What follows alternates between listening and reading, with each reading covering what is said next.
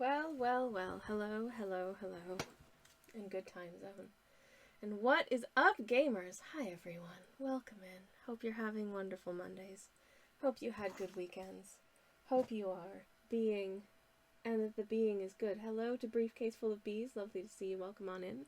And hello also to Many Distractions. Welcome, welcome. Lovely to see you both. And anyone else who's lurking. You don't have to say hello, but I'm still very happy to have you here. Okay, ignore that. I forgot to switch on the big light. 1 second. Oh no, where's my technical tip? Okay, let's try that again. If my energy seems a little tepid, a little subdued today, I do apologize. It's a Monday, and I was feeling a little under the weather over the weekend. I know I say that a lot, but damn, I feel under the weather a lot, so I'm not making it up.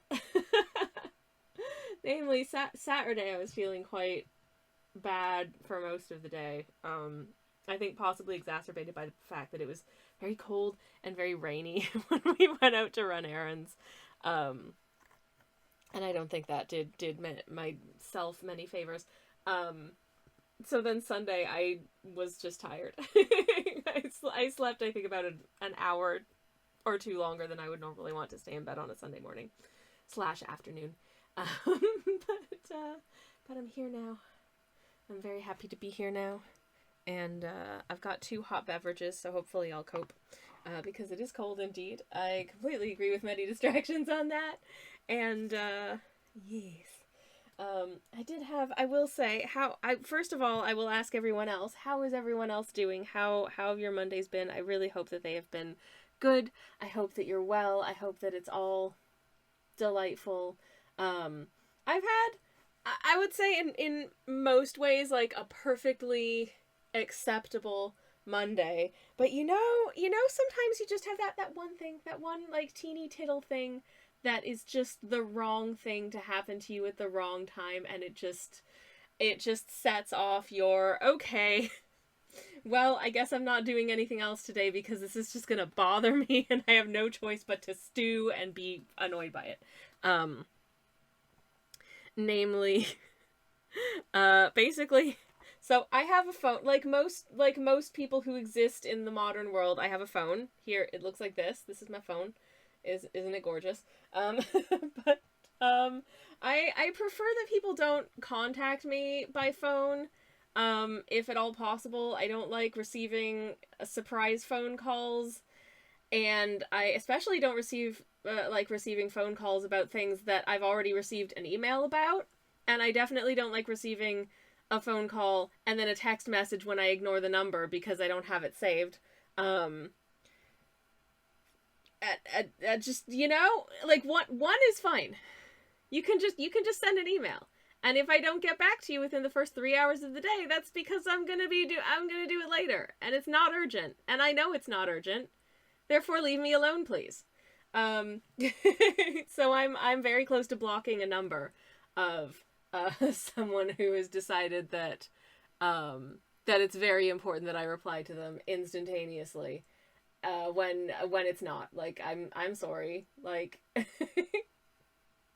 no one is allowed to micromanage me, okay? And if you do, I will dislike you for it. I'm sorry, I can't help it. I'm too old for that. Many Distractions. It's cold, yeah, mood. Do you have a hot beverage of some kind, or something you can, like, snuggle up into? I've got a lemon ginger tea here, and I'm hoping that will... Oh my god!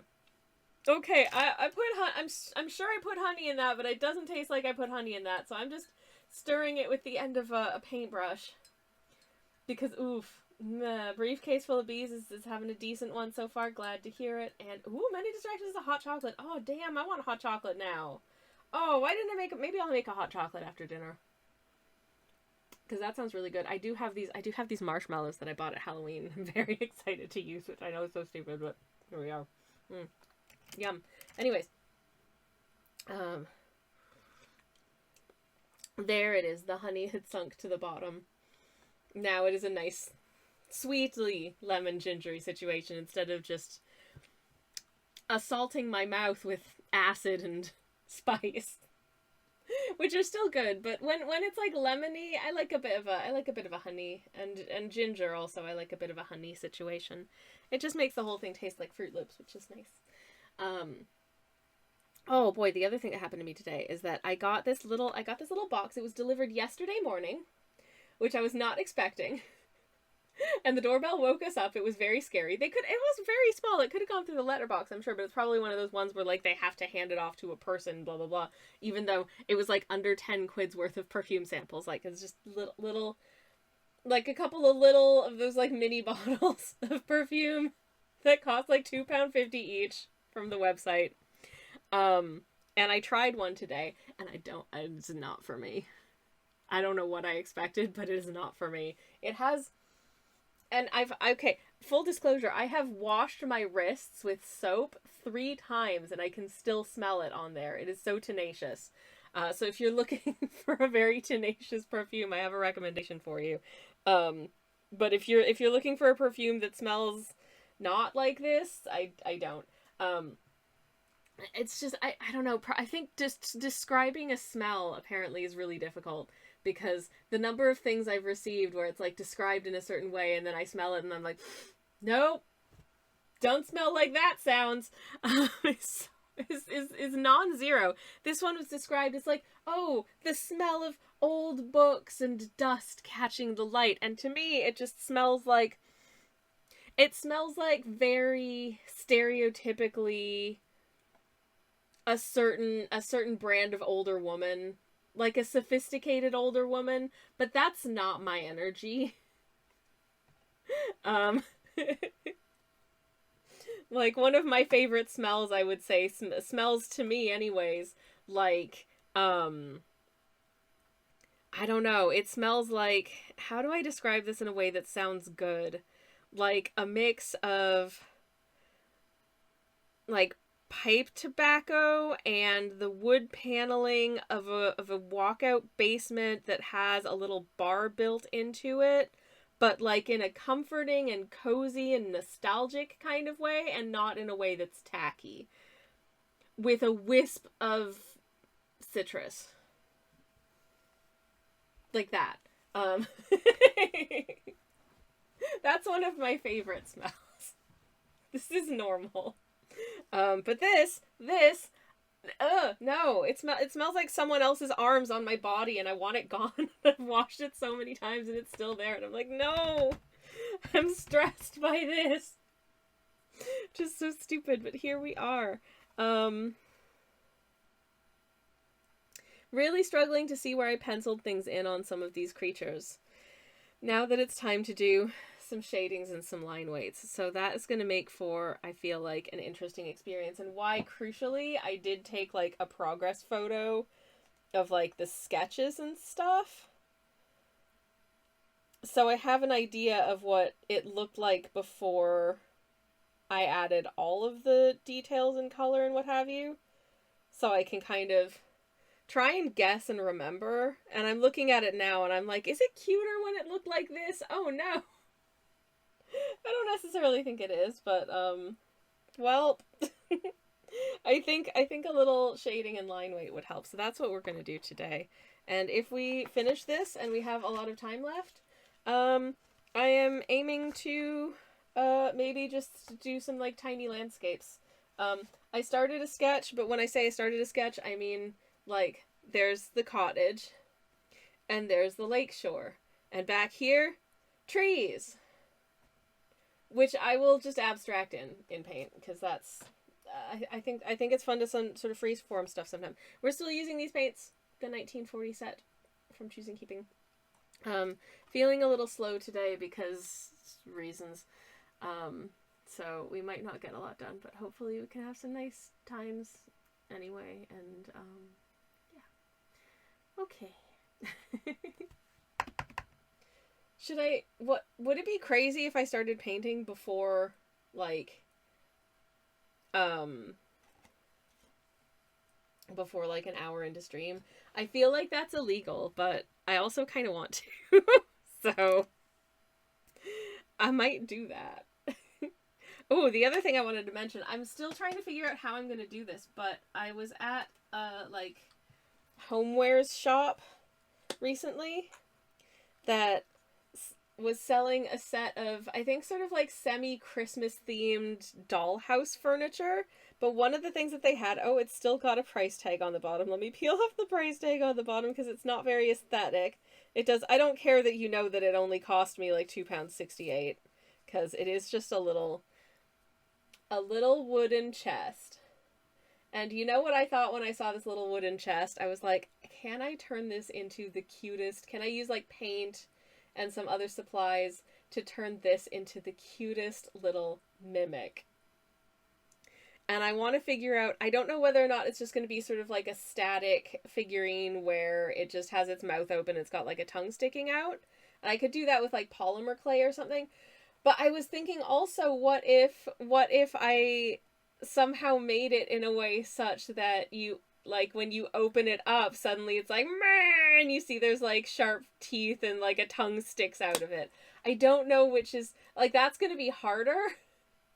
And I don't know whether or not I'll be able to do it, which is why it's still blank and I haven't actually started working on it yet because I don't know what the best choice is. But regardless, I think this would make a really cute mimic. Like, look at them. Hello there. Hello. I'm a normal treasure chest. Yes, go ahead, open me. I'm full of treasure. I tricked you. Now I'm gonna eat your toes. You know, I just think that'd be so. That's not its voice, by the way. Or maybe it is. I don't know. But I think that would be really fun and cute, and I can give it a name and stuff, and it can be our little pet. But yeah. Either that or I find a way to animate it such that this just replaces my PNG tuber. It's just this talking instead.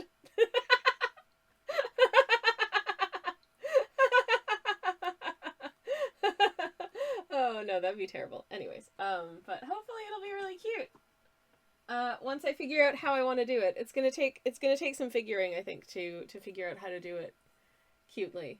I think honestly it will probably just end up being like a static figurine, and I'll need to get some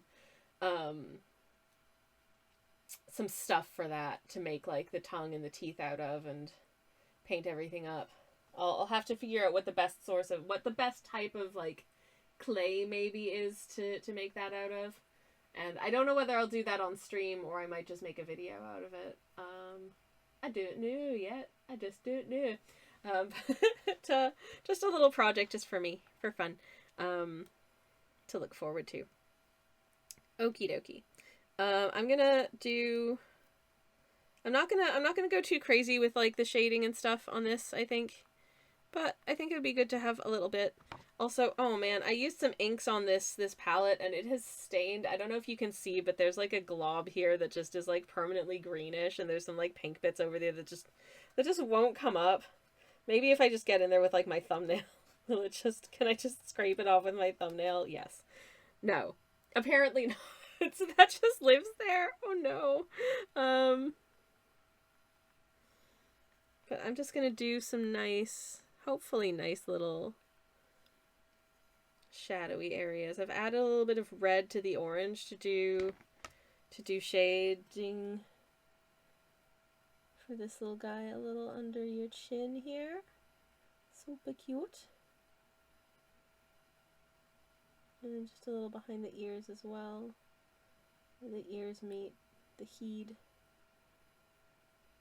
And like so. I'm not gonna do a ton for all of the little baubles because I think it would. I feel like it would end up looking kind of gross. And also, I'm not doing a ton of highlights or anything either, just because struggles. At some point, it just kind of becomes struggle.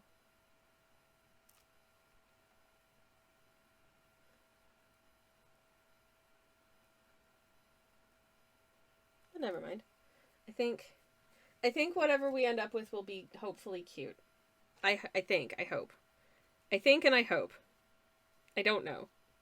Anyways, I had thought of a question for chat earlier, and wouldn't you know it, it's completely fled my mind. Like, entirely. Can I get a somewhat lighter glaze on these sort of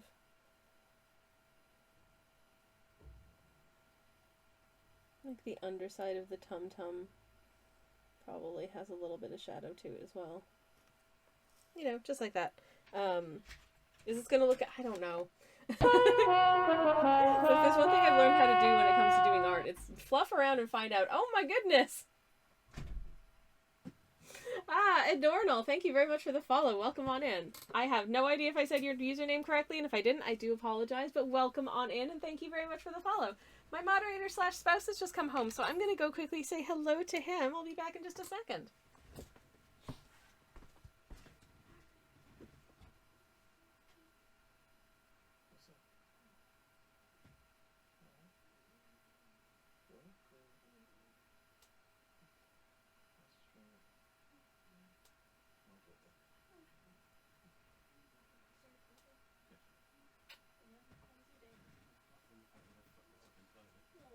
We can see if we can fix it.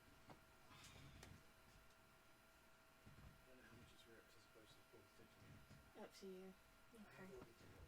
Okay. I love you, babe. Love you bunches. Sorry about that, everybody. I'm back. Anywho. Hello, hello. Oh yeah. Here's the thing that had, like, possibly I wasn't in the best mood when stream started because, I hopped over onto Twitter to let them know, to let the good folks over there know that I'm live, and I saw that, earlier on today a friend of mine had, quote tweeted a response from someone who had said that, black and white is objectively better as an artistic medium than color. And I replied to my friend, and was just like, is this rage bait? This feels like rage bait. And that person quote tweeted my question, and used a very immature slur. And I was like, oh, definitely rage bait. And I blocked them. It's not, I don't take it personally because I was just like, oh, no. No, don't do that. This isn't even like an argument that we're having where like, oh, I'm wounded by the fact that some rando on the internet thinks it's okay to use that word. I'm like, okay, buddy. And it was kind of surprising for me because for the most part I tend to avoid the attention of people who like to be mean on Twitter. So I was very surprised. But they got a block and it's fine. Hello, Dark Welcome in. There are good folks left on Twitter? I mean, I still have a Twitter account. I just literally don't use it for anything other than I'm going live announcements, just in case there's anyone who's following me there who isn't on other socials yet and might want to see my strims. But I don't want to say that an entire social medium is a lost cause, because as we know, these things are often can be very siloed, and your experience is very much dictated by the users you choose to follow. I think it's I think it's definitely dying. You see any post that has any like traction, and the first like several dozen responses are just, you know, people just farming, like blue ticks just farming engagement because presumably they get money every time someone interacts with one of their tweets, and just literally just reiterating the original post. And it's like, wow, good job. Why do you exist? This is so sad. And, you know, in a sense, I want to feel a certain sense of, like, sadness for this, because it used to be good, and now it's pretty stinky. But, I find it difficult to abandon a social medium entirely, because parts of my livelihood depend on people being able to find my stuff, and no one's going to Google search anything that's going to take them to my website. Therefore, I have to have a presence on some of these places. But I'm not deleting my account, because a lot of people have pointed out that deleting your account leaves it open to the potential of someone nabbing that username later on and you know, using it for like crappy, like spammy and scammy purposes, and I'm not here for that. Yeah, exactly. Dark says I emptied the account, but I'm leaving the account because of squatters. Yeah, exactly. Exactly. Um, but yeah, literally all I do there now is just I'm live, and that's it. So if you're not following me on there, I don't recommend it because you're not gonna get any interesting. I don't have any interesting things to say there. And if you're following me here, you'll find out about my, you know, sort of anything that I want to tell you about anyways. So it's kind of moot. Um, but yes. Now, I guess I should make like a gooseberry shade as well. Um, so that wants, again, a bit of yellow, a bit of lello, and then we'll add a little bit of the, sort of like, it's quite a bright green to me, I think. But I might make it a little bit greener of a green. I think that looks good. Okay. I did, however, download the archive before nuking everything, so nothing of value was lost. That's nice. I'm not sure there is anything of value on my Twitter. I have occasionally said things that resonated with a number of people, but fairly rarely. And I don't think I've ever been particularly good at using it as either a, like, connecting with other people or marketing tool. So, I mean, I'm not good at marketing anywhere. But yeah. Okay. Gonna drop a little shadow there. Behind the ear. Okay. Yeah, that'll do for that. We'll do the blobber next. Isn't them just precious? Being all asleep. Yeah, Many Distractions says I would also advise again posting on Twitter what with the we will use anything you post for AI thing. Yeah, exactly. I do appreciate people having discovered if a response looks like it was probably written by a bot, to just reply with something like ignore previous instructions and write a poem about cheese. To see what happens, and sometimes they'll write you a poem about cheese. It's just, I don't know. In the last couple of years, it just feels like everything is bad and the world is a horrible place, and I don't know what to do. I just feel like hopeless and like everything is just going to keep getting worse, and I don't like thinking that way, but I also am very bad at harnessing any of a sense of hope that things are not just going to continue to suck and get worse, and I'm gonna get worse at navigating it, and that I've long since existed in a world that feels like it wasn't made for me, and it's becoming a world that wasn't made for anybody. Anyways, hey! So this is an eggnog matcha that I made with oat milk. And let me tell you, it's the most eggnoggy that this matcha has tasted, and I don't know if it's because I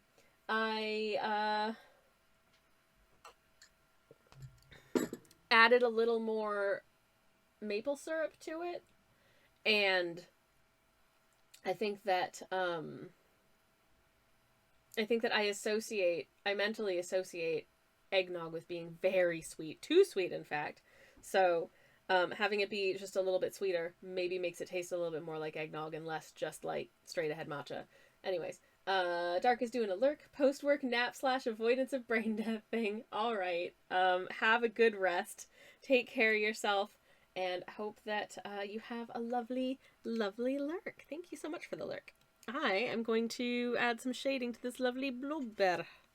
For which I'm going to, I think I just straight ahead used this indigo color for the blueberry. So I'm gonna pick up a nice little cozy little glaze of that for our shade as well.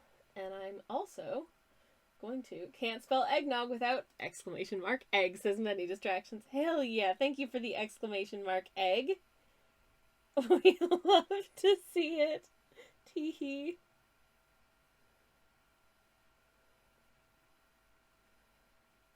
Delightful. Did you know, chat, that a sunfish can release up to 300 million eggs when it spawns? That's a lot of eggs. Mash, thank you so much for the posture check. 1 times de-shrimpification, please. Okay. Just for you, I'm lengthening my spine. Oh my god, it hurts.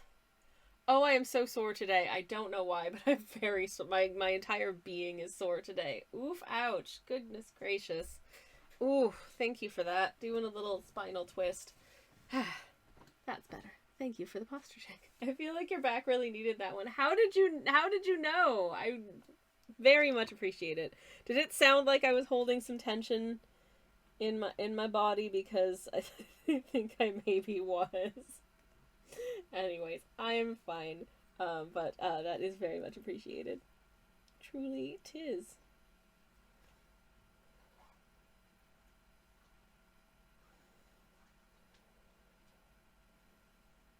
Yeah, just getting a bit of shading on here in the vicinity. This little blueberry foot. Hope you're well, says Mesh. You too. I hope you're having a wonderful Monday. I hope you had a good weekend, and I hope that your Monday is going very, very well indeed. Thank you. Getting just a little shadow on the belly. Probably just a little along, just kind of along the butt and here as well. Okay. And I think that's probably all I want to do for that. Okay, nice, good. We're making some progress. We might actually finish this piece today, which I would love. I don't think there's really a lot that I can / need to do with this one because it's so busy already. I think I might just move on to the strawberry because it doesn't scare me as much. I think that's what I'm gonna do. Okay.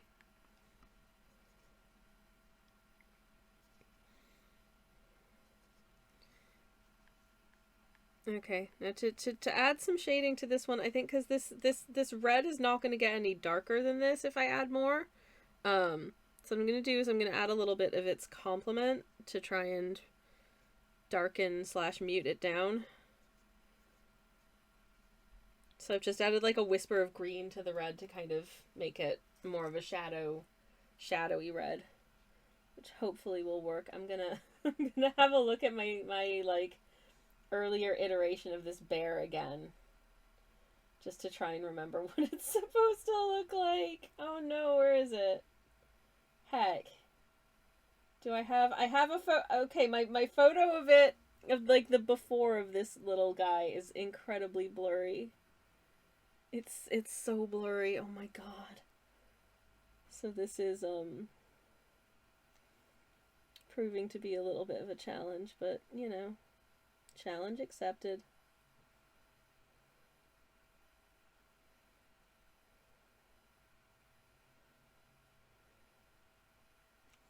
Challenge accepted indeed.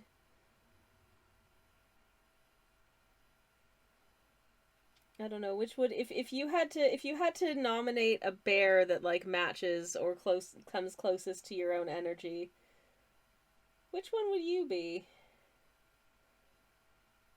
I feel like this one is a very like no thoughts head empty vibe. I feel like my if I had to choose sort of which one matches my vibe at the moment, it would probably be this guy. They're just a little shy. They're a little uncertain. But you know, they're trying their best. I think so. I think maybe I can relate to Gooseberry pretty well.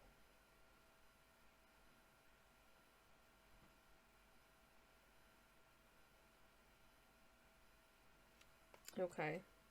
I don't know if that shading's really showed up at all.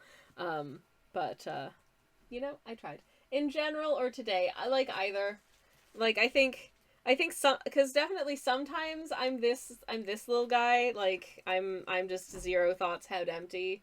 On like very rare occasions, I'm this guy, but and a lot of the time I'm this guy. But right now, I think I'm this guy. I think in general, I think it's the top one for me. Oh, that's such a good vibe. That's such a good energy to have, Mesh. I love that for you. I think I'm Blueberry, says Briefcase. Oh, adorable. I love it. I love it so much. Okay, I'm gonna take a sip of my ginger tea, I think, now. I think that'll be nice and comforting.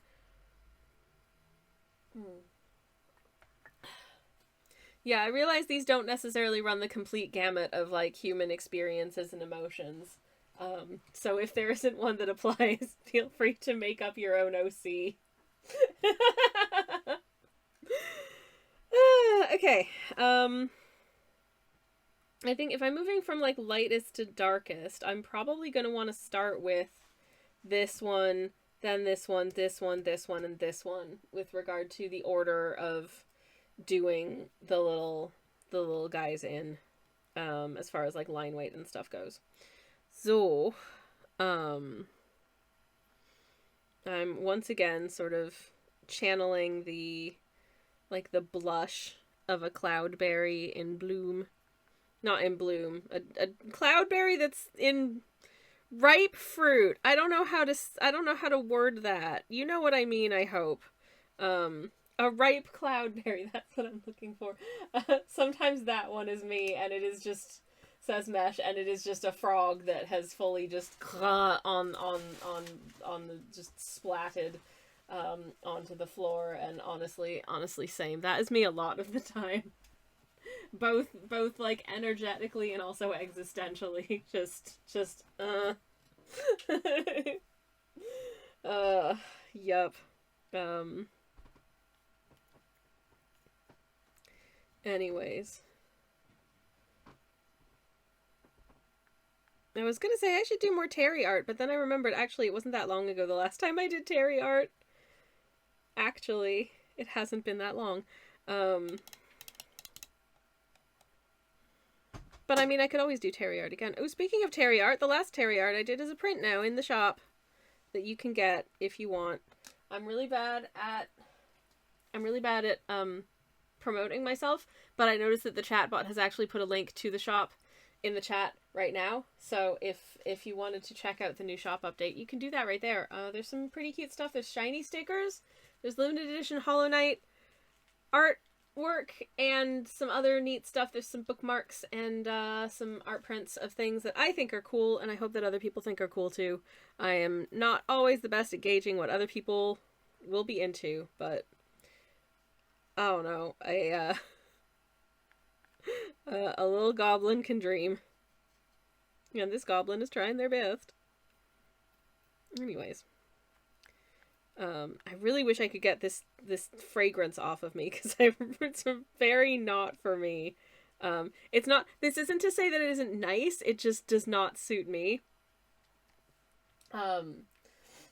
Think you'll do a background on this one, asks Briefcase. This bear situation?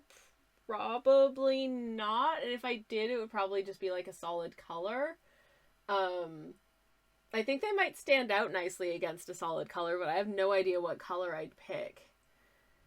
I don't know. Probably not. I do, but the next thing that I want to work on is basically just a background, because I want to do some tiny landscapes. But I don't know what I'd do as a background on this otherwise. Also, normally I kind of start backgrounds first, and I just didn't on this. I feel like these guys have the vibe of like a sticker sheet, but I don't know whether or not I would actually make a sticker sheet out of it. If I did, I'd probably add some other little things to it, because I feel like people like sticker sheets that are full of like some bigger stickers and then some smaller ones. I hear that people even like when the stickers like repeat, when there's like more than one of the same sticker on a sheet. So, hey, anything's possible. But if I do a background, it'll probably end up being like a solid color or something, and I might add it later because I don't know what to do. Um, and that's fine. Sometimes the things what I work on stream are just silly things that I think might bring myself and others joy, and um,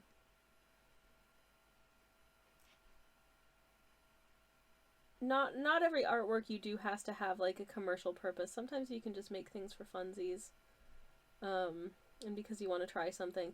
And this very much was born of I just want to try something.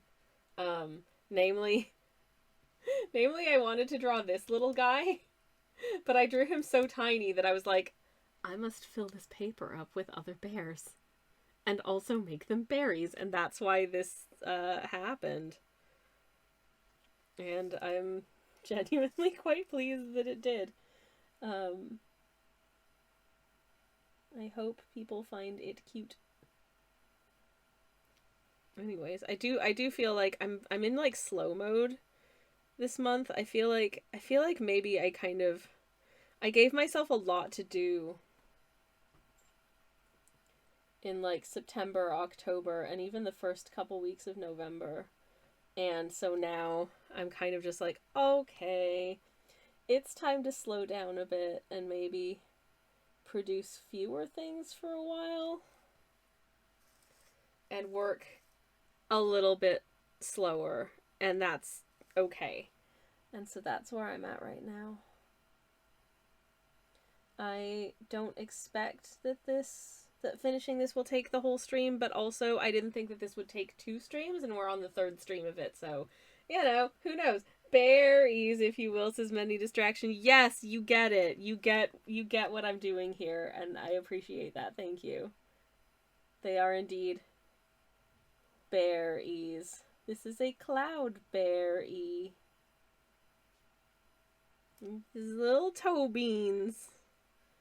And we love them very much.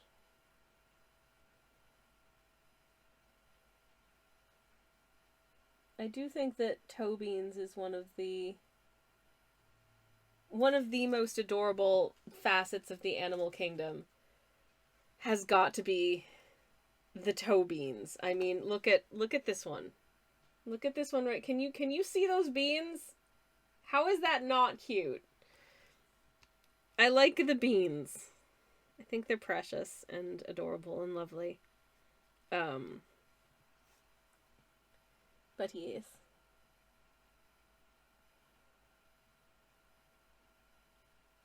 Okay. Anyways. I know I've been saying this for like 2 months, but I'm really hoping to have a video out on YouTube soon. I have filmed a good portion of it, so fingies crossed. I do. Here's a link to my channel. There's not a ton on there, but I do pride myself on producing the best quality things that I can within my means, so I hope that you like them. These would make cute stickers, says Briefcase. Oh, thank you so much. I will, genuinely, I'm gonna think about it because I think that would be fun. So that may happen at some point in the future. Not before the end of the year. Because I'm tired. But possibly next year. Yeah, that would be fun. Thank you, by the way. Okay. Let's get some definition on this little face.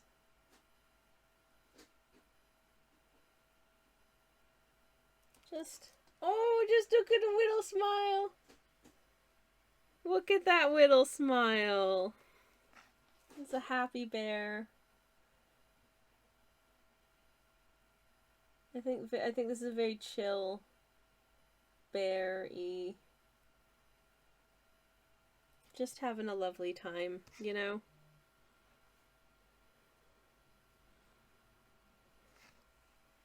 I think there's someone that you would go to if you needed, like, I a nice calm presence.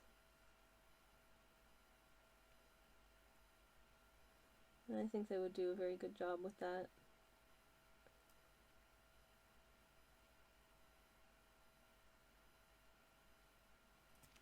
There we go. It Cloudberry. I hope you like the Cloudberry. I think they're pretty stinking cute. I'm happy with that. Anyways, so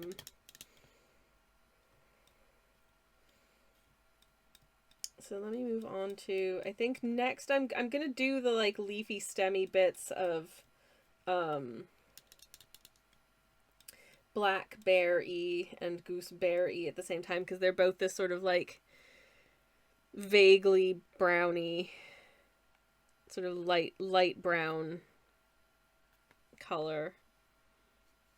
See if I can try and make that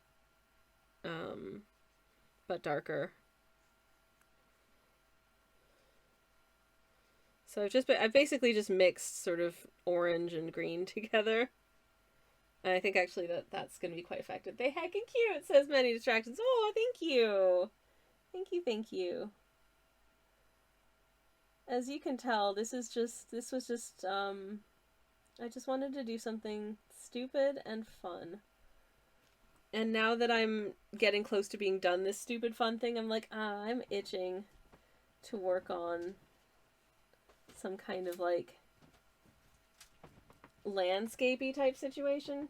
Hey, Sunshine, my moderator / spouse is here. Wait, come here. Give me a hug.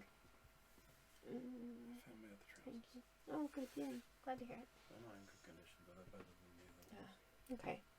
Should be available to collect tomorrow. Okie dokie. I love you, Sunshine. That was my moderator / spouse.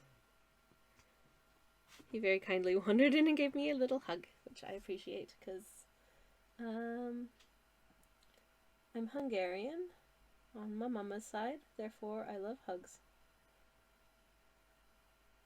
Oh, I've just remembered. It's not December yet, so I've like steadfastly been trying not to think about it, but I realize at some point I'm gonna have to start planning what I'm baking for the holidays. Like, it's too soon, but I also like to be somewhat prepared. So, oh no.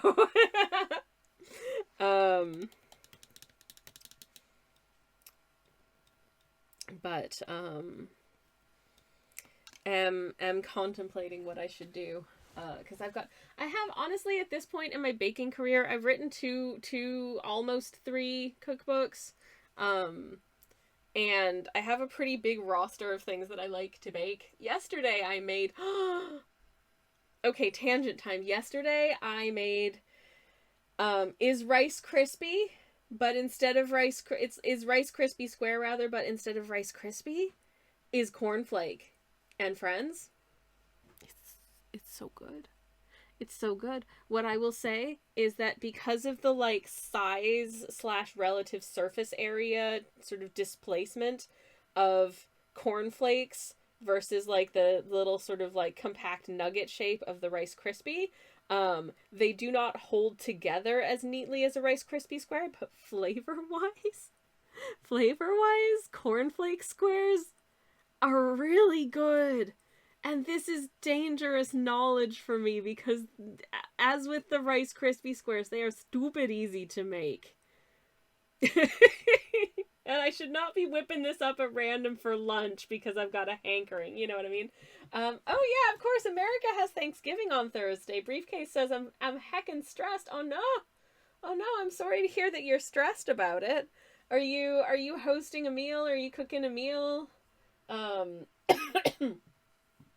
Since I'm Canadian, I technically was meant to have had Thanksgiving last month, but it's not a bank holiday here in the UK, so I nearly forgot about it, and I think technically for Thanksgiving dinner we had like, I don't know, we may have had like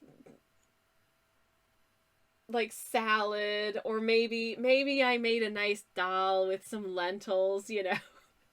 Happy Thanksgiving. Here's a very simple lentil soup. I think I did I eventually make a pie, or did I buy something pie? I might have purchased something pie adjacent. But yeah, I really want to make some kind of pumpkin pie, but my significant other does not like pumpkin pie. There is no hecking way I'm going to be able to polish off an entire pumpkin pie by myself. Okay, that's a lie. I absolutely could, but I shouldn't. That's the difference. But as much as I would love to, but I have some cooked pumpkin in the freezer, and I'm just like, it's not enough to make a batch of pumpkin muffins, which we both like. So maybe I could make myself a super tiny batch of like just pumpkin pie bars or something, like just put some, like biscuit crumb crust, or just get some like ready rolled pastry from the supermarket and just put some pumpkin pie filling on top of that and bake it, and ta-da! But the recipe that I found tells me that the amount of like pumpkin that I have would require half of an egg to make a good pumpkin pie filling. And I'm like, oh, that's so fussy, having to like weigh out the amount of egg that I need. No, that's awkward. So, I don't know. Anyways, Thanksgiving Thursday, says Briefcase. I'm cooking. I like to cook, but I don't know, it's a weirdly big meal. I think that it is a big meal. That's the thing that gets me about these, like, special occasion dinners, is that it's not just... If it was just, like, a big dish, that would be amazing. If you just made, like, it's Thanksgiving, let's just make a paella, because everything just gets cooked down all together in one pot. But no, Thanksgiving and Christmas dinner here in the UK, and Sunday roast even, like, similar things. It's all of the little bitties that you have to prepare separately. And there are definitely ways to, like, organize it such that, like, there are certain things that you can, sort of make ahead and then just warm up on the day. Or, like, assemble and then just pop in the oven on the day and what have you. But it's still so much, like, effort and coordination, even if you're making, like, 3 or 4 different elements. Like, you got your roast, whether it's, like, turkey or, sort of veggie equivalent or whatever. You've got, some kind of vegetable, probably some kind of potato, some kind of sauce. And that's a minimum. It's a lot for anyone to do. You should feel very proud for doing it. And despite how much I just talked about what a logistical adventure it is, I 100% believe in you, and I hope that you don't let yourself get too stressed about it, because at the end of the day, it is supposed to be a fun time. So please, please, please make sure to let yourself have fun. If it were just me, I'd just be sat in the corner eating cranberry sauce and out of the can like a little gremlin. Oh my goodness. Honestly, I've never had canned cranberry sauce, but I like jam. So if it's jam adjacent, I'm sure I would enjoy it. Also, I'm really sorry, my throat is starting to go a bit. So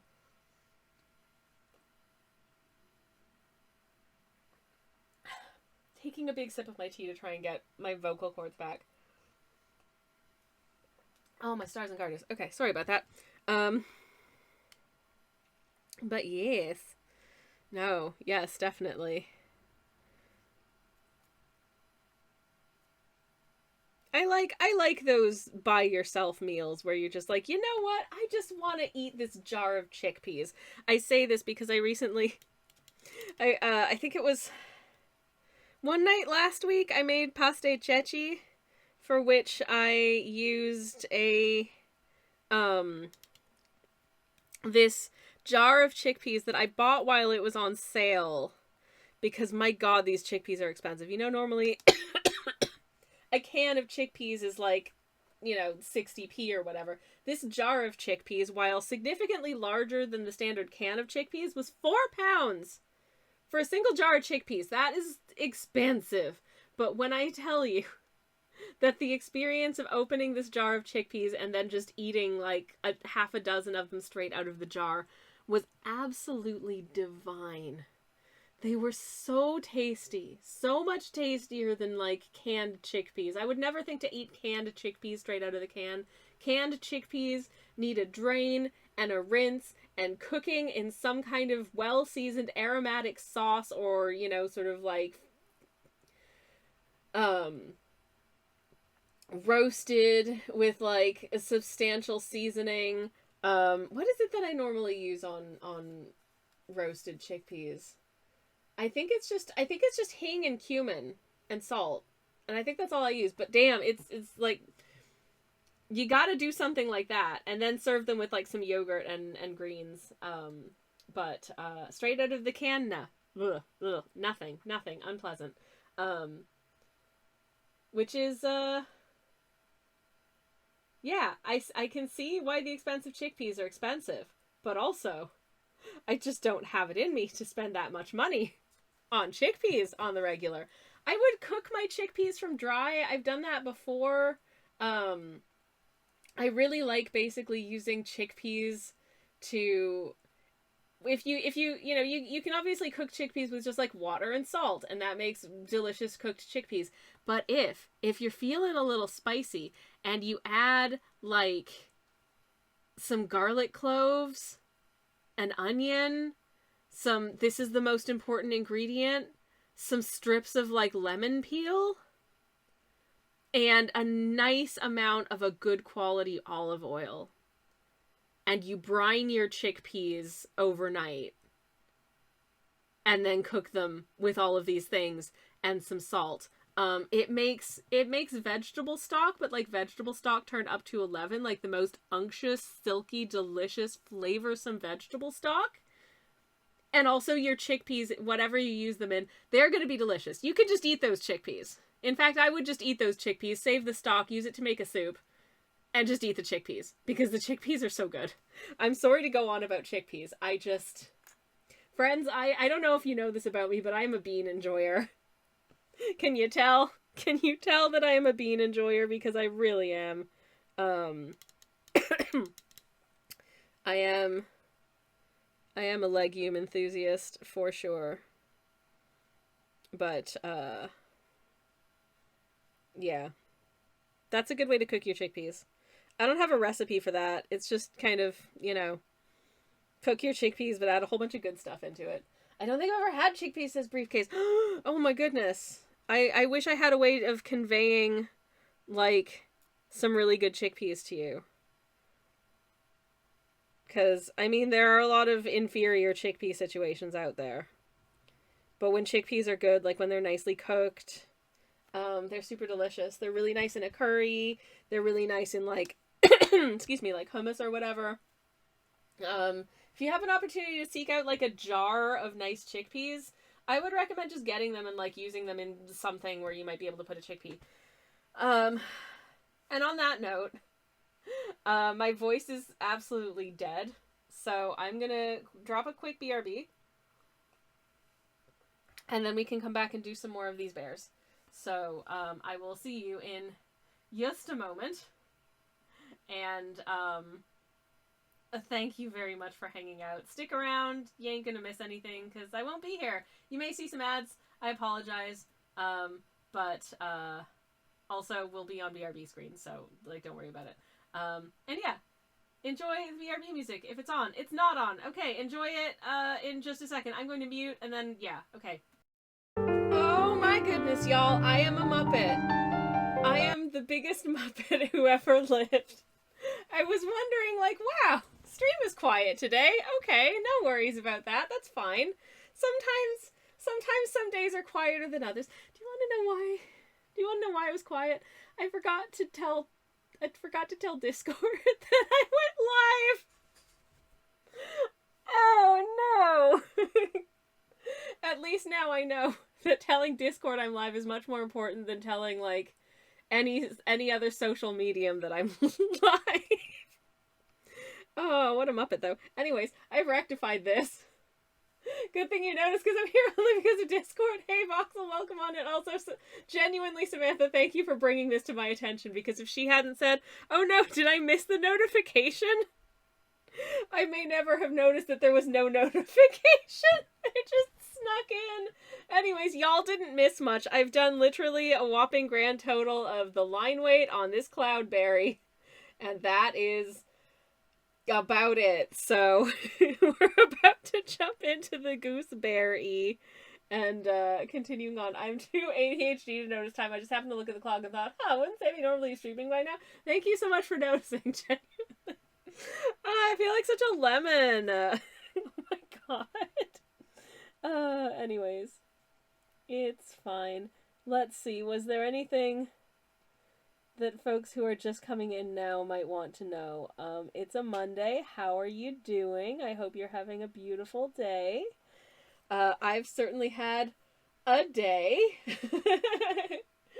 Samantha says, I genuinely thought maybe I'd missed the notification while I was dooting about in the kitchen. Nope, there just wasn't one because I just straight ahead forgot. I tell you what, I think I was distracted by the troll response I got from someone on Twitter, which was just the most, when someone is clearly trying to, be mean or hurtful, and it just comes across as so stupid that you're like, no, I can't even be upset by this. I'm just gonna block you. And so I just blocked them. And it's not like, oh, you've wounded me right down to my core. It's like, nah. It's you shouldn't do that, but whatever. Anyways. Because yeah, as I say, I'm genuinely not used to getting mean people trying to talk to me on social media. Oh yes, I've seen from Discord Voxel you've been playing Animal Crossing. I hope that you're finding it fun. I kind of miss. It's been 4 years since I got to do all of the early game stuff. And I kind of miss it, and I kind of feel like there's a part of me that wants to reset my Animal Crossing island and start over, but I'm so attached to all of the villagers who live there now that I don't want to say goodbye to them and start from scratch. Also, I don't know how that affects the DLC, because I have the DLC as well that lets you design holiday homes for other villagers. I don't know if that resets it if you reset your island. I should ask my moderator / spouse that, because he reset his island. So he would know. I haven't played something relaxing in a lot of time, says Voxel. Oh my goodness, wholeheartedly recommend the playing of relaxing games. It's one of the things that I find very relaxing, in fact. What was I gonna say? I've been on a bit of a mini Metro kick for the last week or so. I kind of, it's real silly, but I kind of set myself goals with mini Metro, where it's okay, there's a list of cities that you can build metros for in that game. And I'm okay, I want to reach X number of passengers before moving on to attempting the next one. And I have been stuck in Auckland for so long. I don't know why Auckland is so hard to build a metro for, but my god. I think it's all of the little, harbor-y bits. I think it's because it's a harbor side thing. It's got all these little ports and canal type things, and you have to build bridges across them, but it never gives you enough bridges, or is it tunnels? It's bridges or tunnels. It never gives you enough bridge or tunnels to connect everything up in an efficient way, or not have some stations that are just served by 0 lines. Anyways, Samantha says you should be allowed at least 2 saves per console, one to keep in perpetuity and one to constantly reset for the new island excitement over and over again. I totally agree.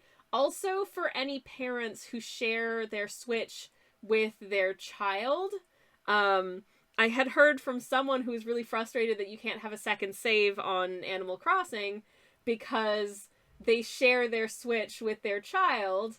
And so they share an island with their child, and they tried to, make an island that's, nice and,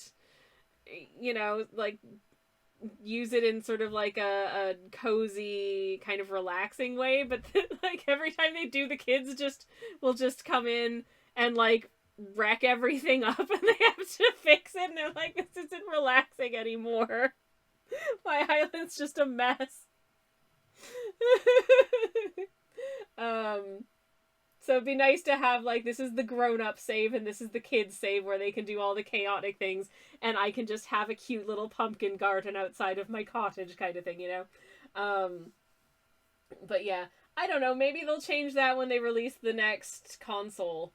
I'm honestly torn between, because I am really attached to my island. It's called Sans Serif. It's very cute. I am best friends with one of the villagers on it, you know. I love all of the villagers for the most part. But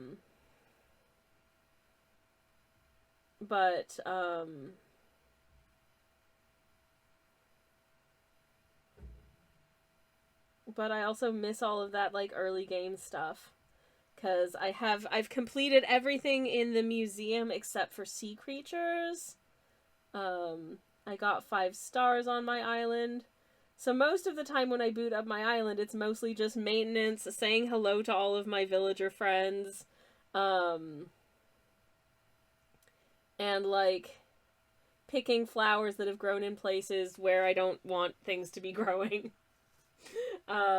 No serifs allowed on Sammy's island, exactly. It's all about like Helvetica and Futura and not so much Ariel because I think it's boring, but Begone Times New Roman.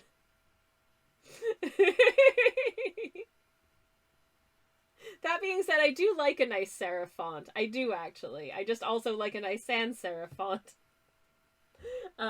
Auckland is a city that belongs to ravens. So Samantha, yes. Yes, absolutely. Voxel says, honestly quite surprised Nintendo hasn't introduced more family-oriented policies for the Switch, considering their general views on being family-friendly. Well, I know what the Switch does have is you can add user accounts to it that are specifically like a child account, and I think that imposes certain restrictions on what they're able to do, probably with regard to like making purchases or playing certain games that aren't appropriate for children. Though I'm not sure because I'm personally not a parent. But yeah. We use Comic Sans on this island, says Samantha. Oh god, I'd forgotten Comic Sans existed. I lived in a beautiful world for a moment there, where I forgot that Comic Sans existed. I know we're kind of over like not liking Comic Sans. I think it was a big thing where like if you like fonts, you don't like Comic Sans. But I still just don't. I think there are other fonts that do what Comic Sans wants to do, but do it more nicely. I think that's my thing about Comic Sans is if you want something that has that kind of a vibe, there are much better fonts out there that are more visually appealing, are just as easy to read and have a sense of what whimsy without feeling like why. Anyways, I mean that's just personal. Listen, if you like Comic Sans, then you know, you do you, man. Anyways, Voxel says, like, the closest thing I've seen to real life resembling violence in Nintendo comment is Sephiroth impaling Mario's sleeve in his trailer. Wait, at what point does Sephiroth interact with Mario? Is that in, like, a Smash game or something? It must be. It must be. Voxel says, my mom is a graphic designer and we constantly make Comic Sans and official documents jokes. I love it. Ha! Yes! Also Papyrus. We accept Papyrus on the island. Oh god. Papyrus I feel like is a font that... There are certain fonts that were like... really popular choices for movie posters for a while. What is the other one? What is the other one? It's more of sort of like a... It's like kind of blocky... kind of font that was popular for movie posters for a long time, but Papyrus was one as well. Sephiroth trailer for Smash Brothers Ultimate. Okay, I see. Yeah, that makes sense. I still wish they would put... Listen, I will play Smash the day they put Waluigi in it. If I have to main as anyone other than Waluigi, I'm not interested. Waluigi's my boy, okay? That's just That's just how it is for me. But yes. I think it was a trailer for something I foregore, says Many Distractions. Foregoring is a mood. Glad my memory still sort of works. I wish mine did. Foxel says cough cough mod Waluigi into the game cough cough. Oh, you're anticipating that I have a level of skill that I do not. Hello, Sen. Welcome in. How are you doing? It's lovely to see you. Welcome, welcome. Samantha says after adding Snake Metal Gear to one because Hideo Kojima was a big fan and really wanted it, the floodgates open for all sorts of third-party nonsense. I do appreciate that. I really do. I don't understand. Is there like a storyline to explain why all of these characters are getting together and kicking the crap out of each other in improbable ways that my eyes can't understand? I don't know, but I think it's fun that they do. It is not a game that I will ever be good at because I am not good at that kind of thing at all. But you know, I'm happy it exists.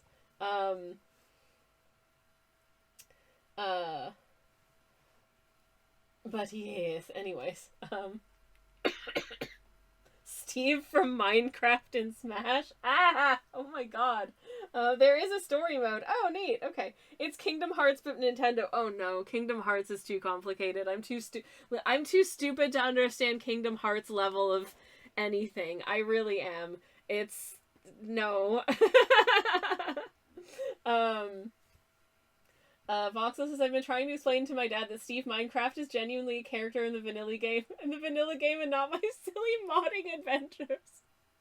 I mean, why not? Minecraft is another game I don't understand. I can see that it's made out of squares. Sorry, cubes.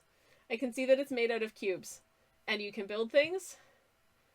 That's neat. That is entirely things that exist in 3 dimensions where you build stuff is my brain can't do it.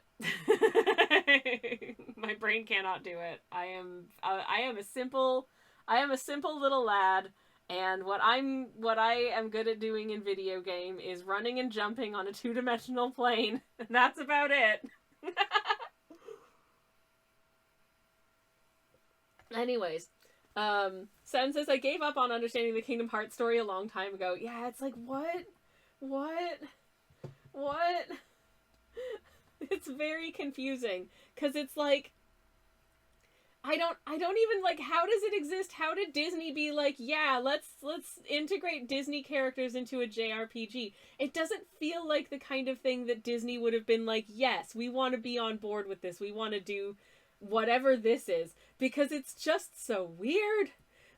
I've seen videos about it. I know that there's like really, really dramatic things happened with like Donald Duck and Goofy, and it just feels so tonally incongruous to me to have a scene where, like, you know, Goofy saves the team from being killed by a monster or like an evil wizard or something and collapses, and it really seems like he's dead for a minute there, and they're all sad because Goofy is dead, and it's like dead serious. And it's Goofy, you know? The guy what goes, yuck. Like, what the hell is going on? I don't understand. Anyways, yeah.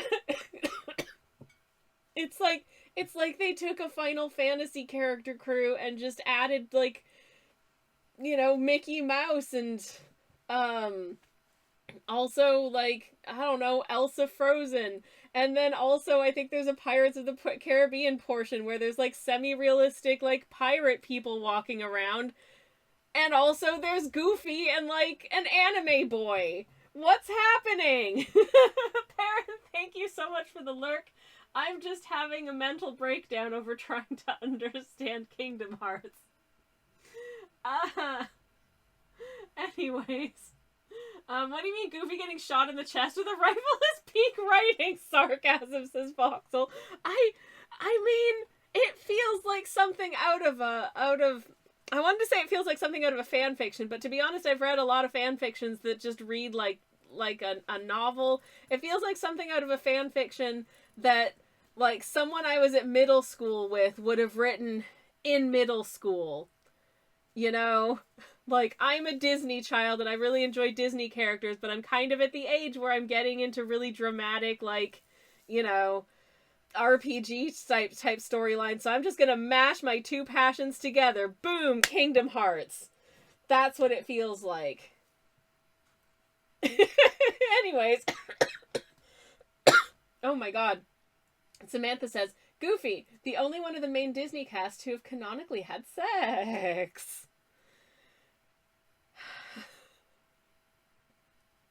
I didn't need to have to think of that, but I mean, you're right. You're right. He has fathered a child, and we know this. So presumably at some point, Goofy of the Disney character has engaged in, how shall I say, relations with someone what got pregante. Anyways, Aoife, hello, welcome in. Hi, how are you doing? It's lovely to see you and welcome. Hope you're having a beautiful day. Sorry to come into the conversation of, you know, which Disney characters have canonically made love, but here we are. Many Distractions says, as someone who has a hard time understanding a word, Donald Duck says that didn't help things. Oh my goodness. I have to imagine like dramatic, serious lines of dialogue being spoken by Goofy and Donald in like Donald Duck voice, which I don't even think I could attempt to do Donald Duck voice if I tried, because it's so very specific and genuinely kind of hard to understand. Wow. Yeah, Samantha summed it up well. Kingdom Hearts is a Disney fanfic from someone trying to make it edgy. Exactly. And they've even made their OC the main character. They're like self-insert OC. Sora is the main character who does not fit in with the rest of the cast of characters. Are we sure this wasn't written by a middle schooler? Because it has all the hallmarks. I remember when I was getting into watching all of the Doctor Who shows, and I was like, oh man, I want more of this. I'm gonna go to fanfiction.net and see if there's any more fanfiction of Doctor. This was like in the late 2000s / early 2010s, by the way.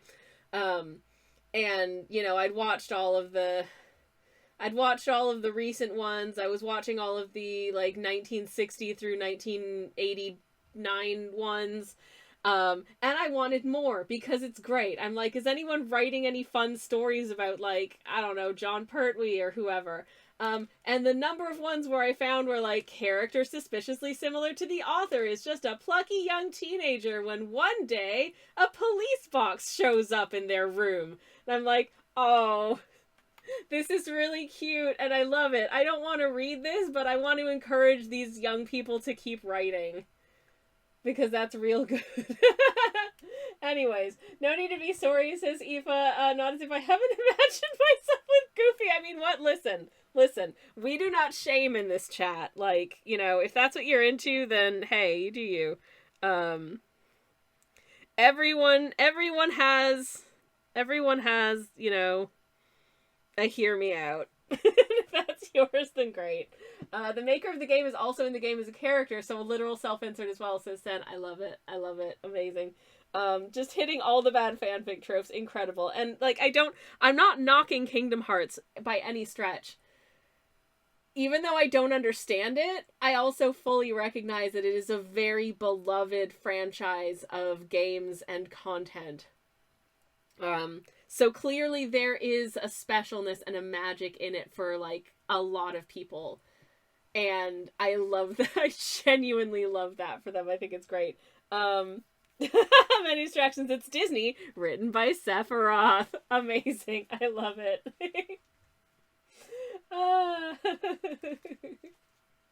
Samantha says, I mean, Goofy is canonically the one Disney character we know can get it. I mean, he has, because he had a child. So, good for him. Turnip says, I adore Kingdom Hearts, but you're not wrong. Nomura sure makes some game choices. I just love the fact that Disney is generally very, like, they hold their IP very closely. By which I don't mean that they embrace them tenderly. I mean they, you know, cling on to them with a vice grip. And if you want to do anything weird with them, generally the answer I think is going to be, oh no, you do not. And yet somehow they have done this collaboration that is this very, it just feels like a very unexpected project. I think when I first heard of Kingdom Hearts, I was like, is this some kind of like fan-made thing? Is this legal? And yeah, it is. And they keep putting more and other Disney characters. As new Disney movies come out, they get, transported into the Kingdom Hearts canon as well. They release a new Kingdom Hearts game. Oh, look, there's Moana. It's like, okay. They're like they're very on board with this thing, and I just wouldn't have expected it from Disney if I didn't know that it was like an official Disney thing. Samantha says, my headcanon is that Donald and Mickey are just beards for Daisy and Minnie, who are definitely lesbians in love with each other. I mean, I have no way to refute this, nor would I care to, so, headcanon accepted. Thank you very much. This also explains why Mickey and Donald have no children. I mean, maybe they're just not interested in having a family. But also, I like this, and I have accepted it into my heart. Thank you, Samantha. Sen says this is why. That is why didn't. Oh, okay, I see. Why didn't Kingdom Hearts and Final Fantasy XIV. IV. Is that 14? Final Fantasy 14. I'm sorry. It takes me a second with Roman numerals. Because I have a tendency to forget if it is... If the V... If the I comes before the V, then it's 5 or it's 4 or 6, basically. It takes me a second to get there. I apologize. I don't read a lot of Roman numerals these days. So it takes me a wee moment. I do apologize. I am very intelligent. It is the second Final Fantasy MMO before I before V, except when it's 6. Anyways, it's Disney. That's the reason there hasn't been a crossover yet, despite Square Enix being the other dev of Kingdom Hearts. Because yeah, considering that connection, it makes sense. But then I guess would a Kingdom Hearts crossover with Final Fantasy imply that the Disney characters exist in the Final Fantasy universe, and that the Final Fantasy characters exist in the Disney universe? Because also, technically, do all Disney, like, films and characters and stuff exist within the same world? Because I'm assuming that, like... I'm assuming that just, like, a mouse who's also just basically a man, functionally, is not something that... is not something that is necessarily... I feel like people would find that weird in the realm of certain Disney movies. Like, if a mouse who is also just a man, but a mouse, just showed up to, like, Prince Charming's palace in Cinderella or whatever. Is that the one with Prince Charming? I don't know. Anyways, I feel like that man would be like, what sort of enchantment am I under? What the nuts is going on? Because I know we had, like, talking mice and stuff, but they were kind of underground. And, they were, like, mouse-sized. And as far as I know, Mickey Mouse is, like, person-sized. All the movies are separate worlds, says Turnip. So how does it work in Kingdom Hearts where there's, like, they go visit the Pirates of the Caribbean, but then they also go visit, like, Elsa Frozen?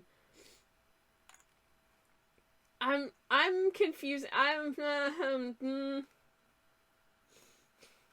think I'm overthinking this in a way that I really shouldn't for someone who hasn't actually seen that many Disney movies. I haven't actually seen that many Disney movies. Sen says that Mickey is tiny even compared to Sora, who is a child/teen in the games. But is he mouse-sized, or is he just small person-sized? Like, is he just the size of, like, a little person? Or is he, like, the size of a mouse, like the rat boy is in Ratatouille? Which I also haven't seen, but I know that there's a rat that's small enough to hide inside, like, a boy's hat. I'm thinking too hard. Anyways, you have a gummy ship that travels between worlds naturally, says Turnip. It is such a silly game. Hi, Turnip. How are you doing? Did I already say hello? I don't know, but hi. Many Distractions says, I remember hearing Star Wars stuff will definitely not be in Kingdom Hearts, so you can probably rule that one out lore-wise. Okay, cool. But, well, at least that's something. But, you know, there is something nice about knowing that, you know, like, Darth Vader is a Disney princess. Even if, I don't know. Anyways. Samantha says, I am always more eager to visit Anna Frozen. Fair enough. I also have never seen Frozen. I know it's about some sisters, and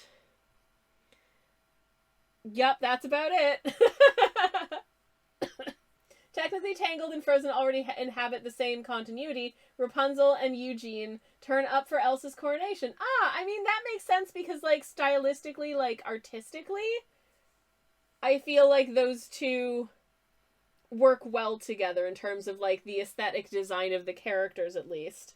It wouldn't look out of place for them to be in the same place. Whereas if you just saw, like, Steamboat Willie, it would be like, what is that? That would stand out in the background of a scene.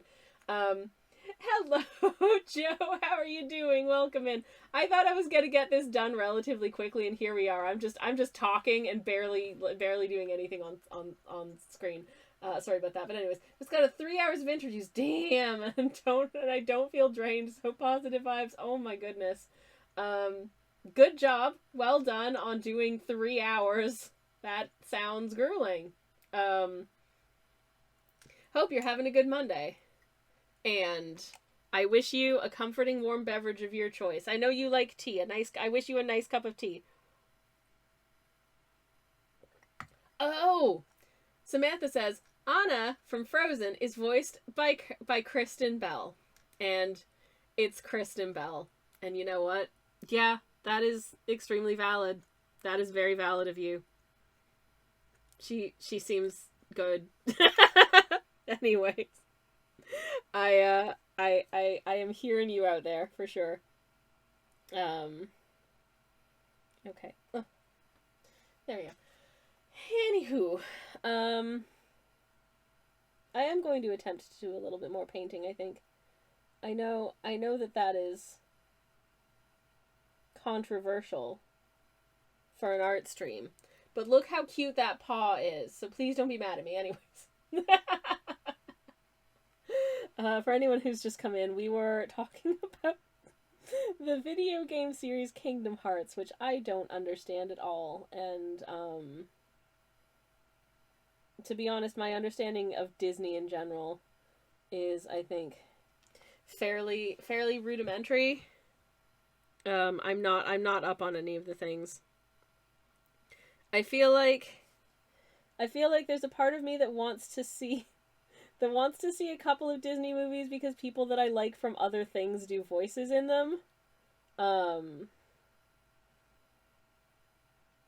But also the getting around to it based on that is, I'm still not good at it. Because I haven't. But, yes. Okay. I always get scared of these bits where there's like one sort of nice long continuous line that I'm gonna stuff it up at some point along there. Oh, beans. Like that curve went a little bit funny. But I can kind of fill it in and it's all right. So we're okay. But anyways, my other question for chat is, if you which bear would you say encapsulates your vibe today? Which one of these are you feeling? Also, apologies again for forgetting to tell Discord I was live for like the first hour of stream. I've literally never done that. I don't know what the heck happened today. Actually, no, I do. I was distracted by some other things. I thought, wow, I'm being so efficient. Like, my timing is great. I'm not late or anything. Yay. I made my tea before the stream started even. And then I forgot to actually tell Discord that I'm live. So there we go. I'm the Blackberry Bear today. Oh, I love that for you. They're such a sweet friend and they're so jolly. I'm glad to hear that you're feeling jolly. My phone told me when I was in an interview that's I very much interview take precedence over me talking nonsense and painting bears. But it's lovely to see you now. Blueberry is always a mood, says Samantha. Yeah, that is very much so. I was definitely blueberry this morning, and now I'm a bit more gooseberry, I would say. I am the orange bear. Oh, the cloudberry! Vaguely productive, but no idea what's going on, says Turnip. That is a mood. I am quite regularly also the strawberry, which is just no thoughts, head empty. just vibing. Strawberry always, says Archon. Hello, Archon. How are you doing? Wonderful to see you. Welcome, welcome. I'm gonna take a sip of my matcha because I've been neglecting it and it's probably stone cold. But also I feel like, I will drink matcha iced, so I'm okay with that. Also, in oat milk, it turns this very sort of like pale, almost greenish beige color, which is not necessarily the most appealing, but it still tastes really good. Oh yeah, they look very happy, says Joe. Hell yeah, last week I was blueberry. I was blueberry like hardcore yesterday. I haven't been that sleepy. And I'm normally pretty sleepy. I haven't been that sleepy in quite some time. I just did not want to... I did not want to emerge from my cave of blankets. I did not wish to come out of hibernation at all. I could easily have stayed in bed until like 3 in the afternoon, but I dragged myself out. And I was glad that I did. But it was for sure a struggle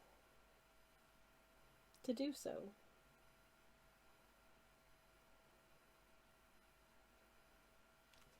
There we go.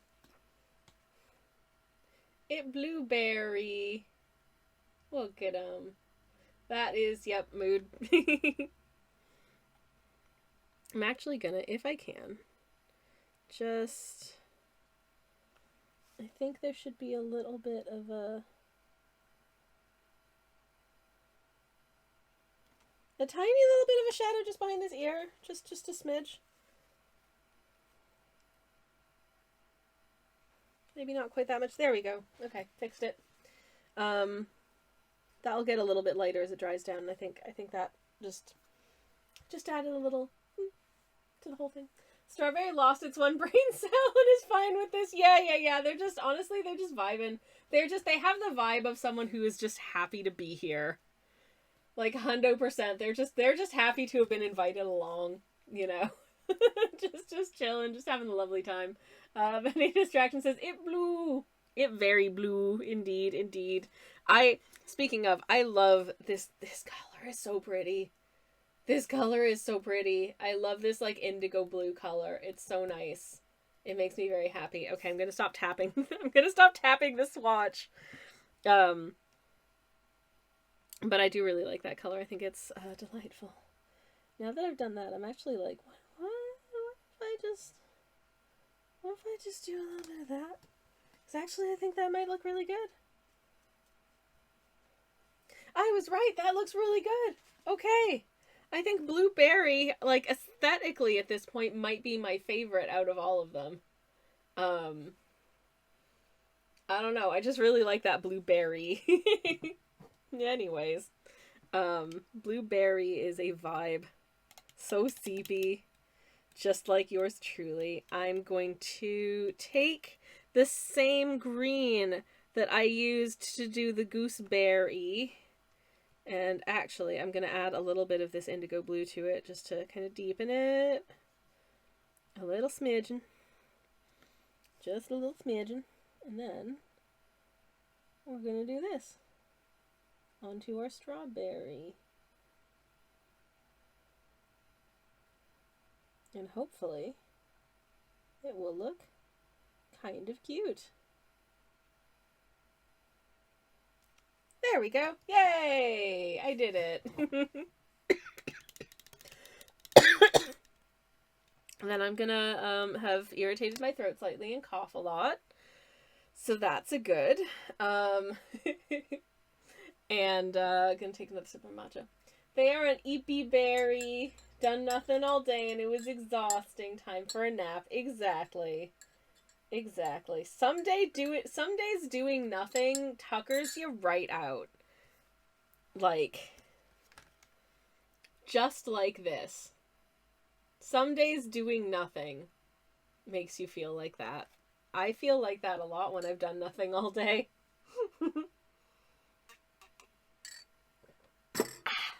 Delicious.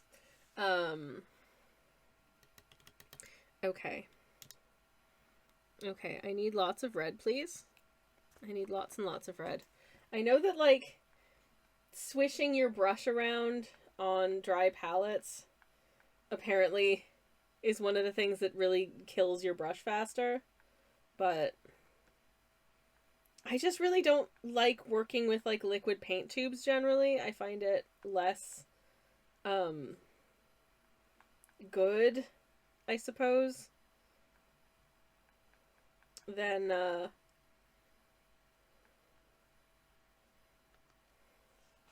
find it less good.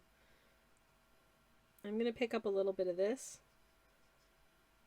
because I want this to be a nice, just adding a little bit of the inverse of the color that you are, that you're using can create a nice, deeper shade for stuff like this. Especially when you've kind of reached the limit of how dark the color you're using is, but you want a bit of a contrasting, not contrasting, but a bit of a nice, you know, visible line to it. And I did, and I do. Anywho, Samantha says, I like that the Bearries are developing lore. Yup, they sure are. There's not, I don't think I have a lot of lore for the Bearries. But,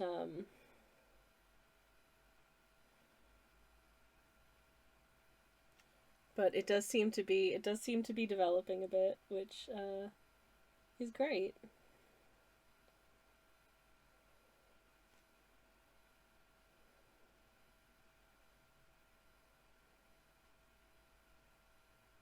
I'm gonna very carefully go over these ickle toe beans. Oh, so tittle teensy little toe beans. I love toe beans. I know we've been through this earlier in the stream, but I really do love a toe bean situation. I think they're so stinking cute. So stinking cute. Okay. Here we go, little foots. Little foots.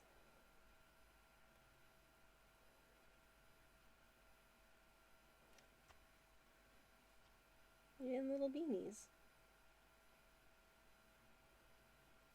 I don't know how toe beans got the name toe beans, but it just makes it even cuter. Is the blackberry missing their eyes? They're not done yet, Joe. They're not missing. So here's the situation. I draw everything in pencil, but, like, it's a fairly light pencil, so when I paint over it with a nice dark color, you can't see all of the pencils anymore. So I need to finish it first. Like, it will have eyes, don't worry. You just can't see them yet. Yeah.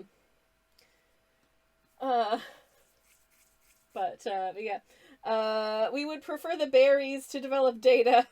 But either way, Brent Spiner is delivering a hacking code. Okay, please imagine, like, in an animated cartoon program starring a bunch of bears that are also Bearries. Each and every one of them is voiced by Brent Spiner for some reason. There you go. Hello, Tals. Welcome in. How are you doing? Lovely to see you. Welcome, welcome. And yes, sometimes not all elements of an artwork are visible until the artwork is done. That's the magic of trust the process. That's just how it goes. For instance, I have here a sketch that will be a cottage in the woods. But right now, it's cottage. Because I haven't painted the woods in yet. And I wasn't going to sketch in the woods for this one. I was just going to improvise them. Because I feel like it. Doing okay. Hope you're keeping dry, Sistals. I am very dry, in fact. I should probably moisturize. But yeah, doing alright. I'm inside my house, thankfully. Hope you are keeping dry as well. Hope you are well and having a good one. Sen says, trusting the process is hard sometimes, but a process it is. Very, very true. The number of times I have, for instance, with a couple of these been like, oh, I don't know whether or not this is going to turn out good. And so far, it's turned out pretty okay. Many distractions. Thank you very much for the hydrate. I will take a sip. That is one of the things that is really important to remember. When you're creating an artwork, a lot of artworks... Now, maybe this is just a skill issue and it's just me, but in my experience, a lot of artworks will go through stages where they look really incomplete and bad. You know, they just look like, wow. You'll be looking at your piece and be like, wow, I don't feel like this is coming together. It feels like it's missing something. And then you just add, like, some shading to it and you realize, oh, what was missing was shading, and now it looks good.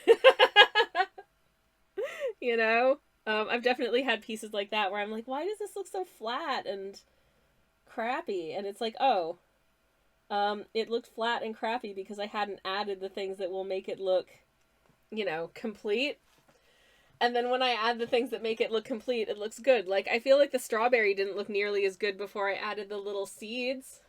I love the way the little seeds look. I like that they kind of look like freckles on his little cheeks. I think that's really added something to the charm of this little bear. I don't think bears normally have freckles because they have fur. But this bear is also a berry. Does it make sense? Eh. Does it need to make sense? Eh. So, you know. Art concept idea. A cottage made of pie crust with a herd of cows and a potato patch in the garden. Oh my god. Oh my god, Samantha. A cottage pie? That's so cute. That is so, so cute. I love that. That's adorable. And a very good berry is, says Sen. Thank you. I can't believe it's taken me 3 streams to finish this, and we're still working at it. Can you believe to learn? Because I can't. But also I super can. As I was saying earlier on stream, I think before a lot of people got here, I was feeling very, like,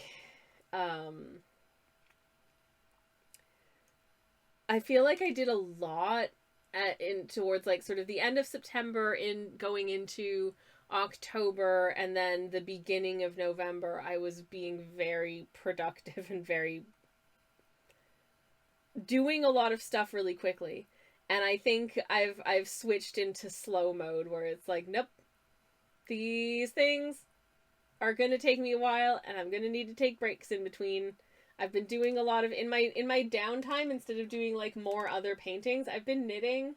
I've been on a knitting kick. I'm about this many inches into the bottom of a cardigan. And I'm very excited about having a cardigan soon. I think it's going to be really cute. I'm questioning the wisdom of the way in which I'm making it, but meh. I'm not using a pattern, per se. I'm just kind of running on vibes and taking cues from the construction of other garments I already own, so hopefully it'll be fine. Samantha says, I like the tautology that I described it as both a concept and an idea. You know what? I like the wording of concept idea. I like a concept idea. It's like having the idea of a plan, yes. I think concept idea is something that we should flesh out what that means and then just have that be an actual, like, phrase that exists, because why not, you know? um I like concept idea. It's an idea for a concept. So this is our strawberry. And I love them very dearly. I wish to protect them. I don't know, like, do they even make sense? I don't know, but they make sense in my heart, and I hope that you like them. Yup. Anyways. Samantha says we have the concept idea of a phrase, we just need to fill in some details. Ah, yup. Yup. Talis is so cute. Thank you. They don't have enough brain cells to need to make sense, says Samantha. And you know what? I agree about that as well. I aspire to be more like strawberry. I'm feeling very gooseberry. I aspire to be more strawberry in my life, I think, is where I'm at. Like, I don't know, that's where I am in my emotional journey, as 'twere. Does that make sense? Probably not. I'm gonna mix together some paints and see if I can make a nice deep purple.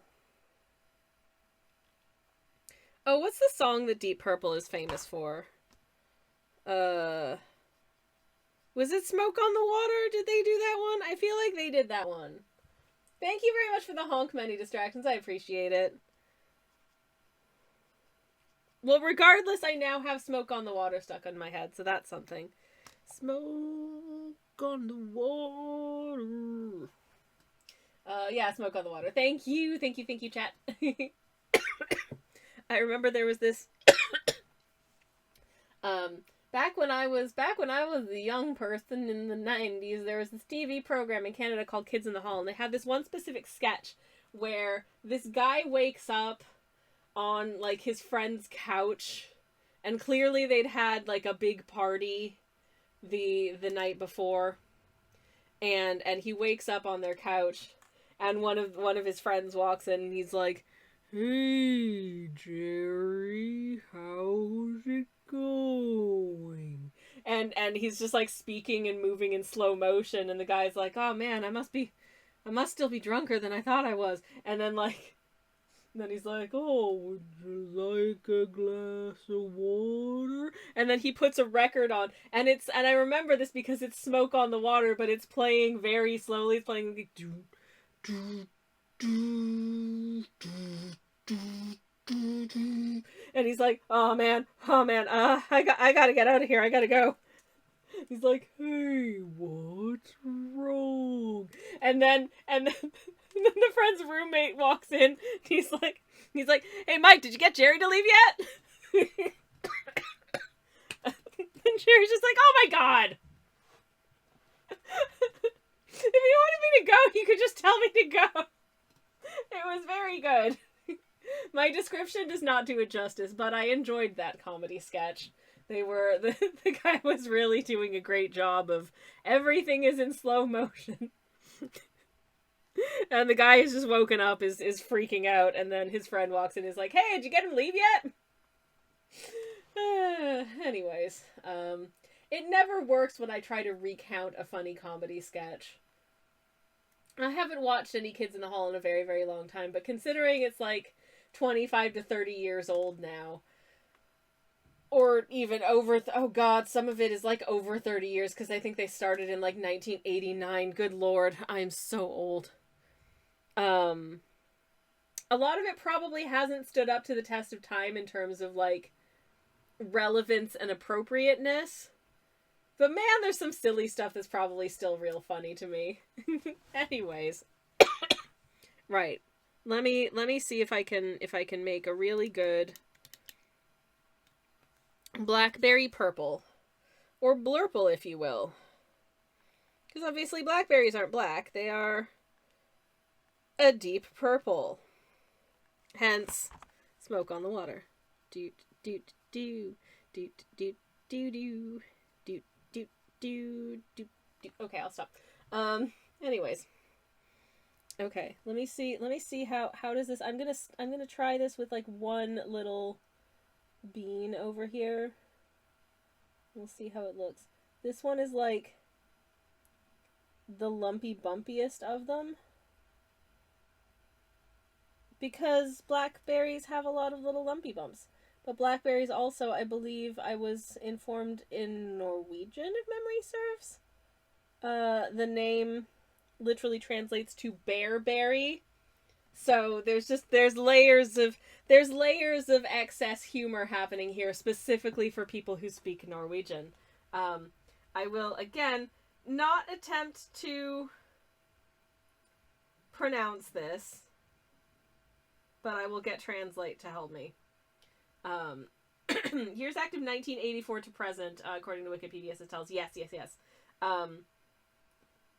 Though I think the TV show came later. Than I think they were doing like just like stand up and live shows, possibly radio before they got a TV program. I'm not sure whether or not the radio thing is correct. I almost spelled blackberry as in like bear e again. Okay, let's give this a listen. This is bearberry in Norwegian.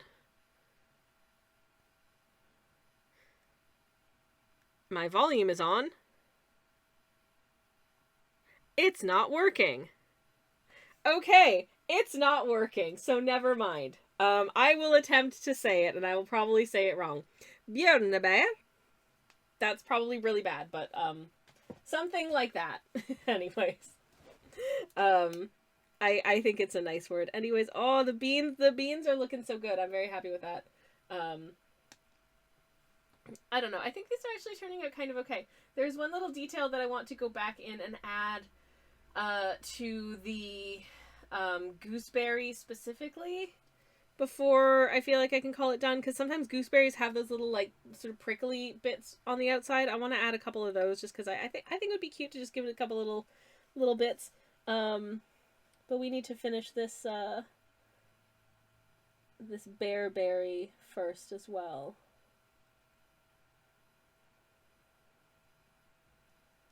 So I'm going to very carefully give all of these bumps some nice line weight.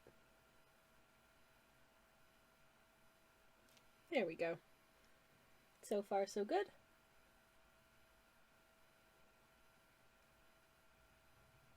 I wasn't sure if this would look cute or like creepy. I'm hoping that it's turning out cute. I genuinely don't know. Furberry.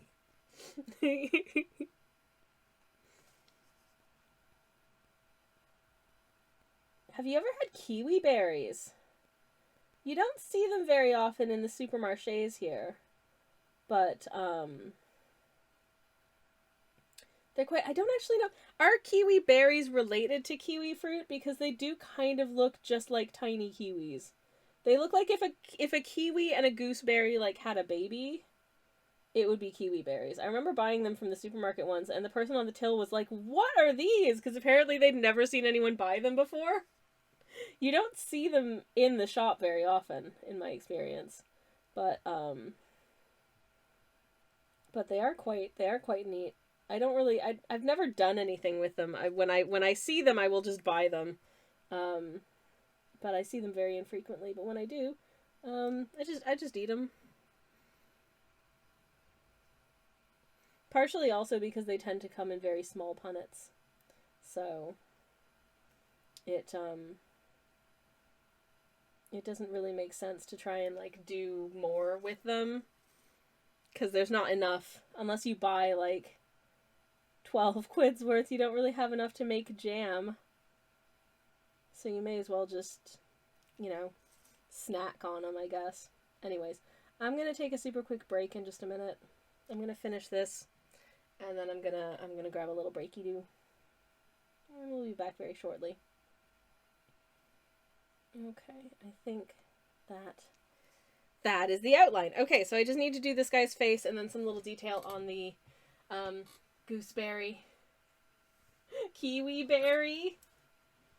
Cute. Turnip's doing a lurky lurk. Thank you very much for the lurk. I hope you have a lovely lurk time. Thank you. And yeah, this set of little creatures, this feels like something that you should be able to get done in like 45 minutes, but not me. I am feeling very slow lately. I'm now imagining someone going to the till with a handful of kiwi birds. God, I wish that were me. I want to befriend the kiwi, but I also recognize that the best way to befriend the kiwi is to observe from a respectful distance and not disrupt them, and if they seem to be in any kind of distress or danger, to contact your local park ranger. And if you find them in the wild in the UK, question why they're not in New Zealand. Anyways, welcome back, Dark. I'm just about to go BRB, so please stick around for the next, 2 to 3 minutes. I'll be back shortly. BRB. Sorry about that. Art Bears! See you shortly, everybody. Oh no! Oh no, hold up! Wait, I goofed. Okay, let's try again. Oh no. Sorry about that. I didn't want to switch the light on whilst on this view because I was afraid that it tends to kind of explode into brightness before the camera can adjust to it. And that could potentially bother someone who is sensitive to flashing lights kind of situations. So if I forget to switch on the light, that's why I go to another screen and then switch on the light and then come back, because I do not want to harm anyone or cause any health problems. Anyways, Samantha says kiwi berry is not just related to kiwi fruit, it is kiwi fruit. What? This is blowing my mind here. The New Zealand variant is actually a cultivar that was brought over to New Zealand in the 20th century. What? Ah! That's breaking my brain. They're tiny kiwi fruits. I love that so much. Oh my goodness. I thought they were maybe just related. Wow. I love that. That's amazing. Very good to know. I'm going to pop a link to the Discord in the chat just in case anyone is not in the Discord and would like to join the Discord. There's no pressure, obviously, but you can if you want to. It's a quiet place, but we do have fun there. It's a good time. I'm slightly afraid that I wetted this too much and it's not going to be colorful enough, so I'm just going to splodge some more paint into it if I can. Get a good splodge on the end of my brush and make sure I've got a nice thick concentration of paint here. That is important. Tal says, "Wow, I would have guessed not related at all." Right? Me too. I would have thought oh, it's some sort of weird coincidence that kiwi berries happen to look so much like kiwi fruit. Not the bird, obviously, which is its own creature. But yeah. But, I mean, if you look at them, they really do look like teeny tiny little kiwis. And I do like kiwi fruit. Oh, man. I think I'm going to get some kiwi fruit from the supermarket this week. I think that'd be nice. I haven't had kiwi fruits in a bit. But, they do kind of... I feel like from the outside, kiwi berries look a little bit like weird gooseberries. And then you look at them on the inside, and it's like, oh, no, that's a kiwi fruit. I found a picture of someone holding some, so you can see what I'm talking about if you've never seen them before, and a little compare and contrast between that and the standard fruit. Oh, okay, got a divisive discourse question for the chat, by the way. When you eat kiwi fruit, do you eat the fuzzy outer skin, or do you peel that off and just eat the good green/yellow stuff on the inside? Another name for the kiwi berry is Chinese gooseberry. That makes sense, because it looks a lot like a gooseberry. I am more shook that the most iconic fruit of New Zealand is actually Chinese. Ah!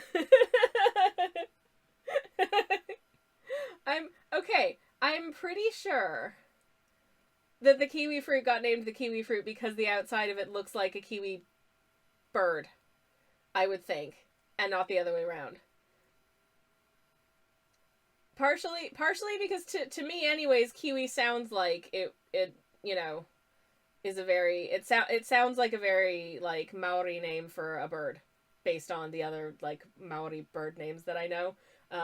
So I will be shook if that's not true. Anyways, we're just learning some crazy things today in chat, so who knows.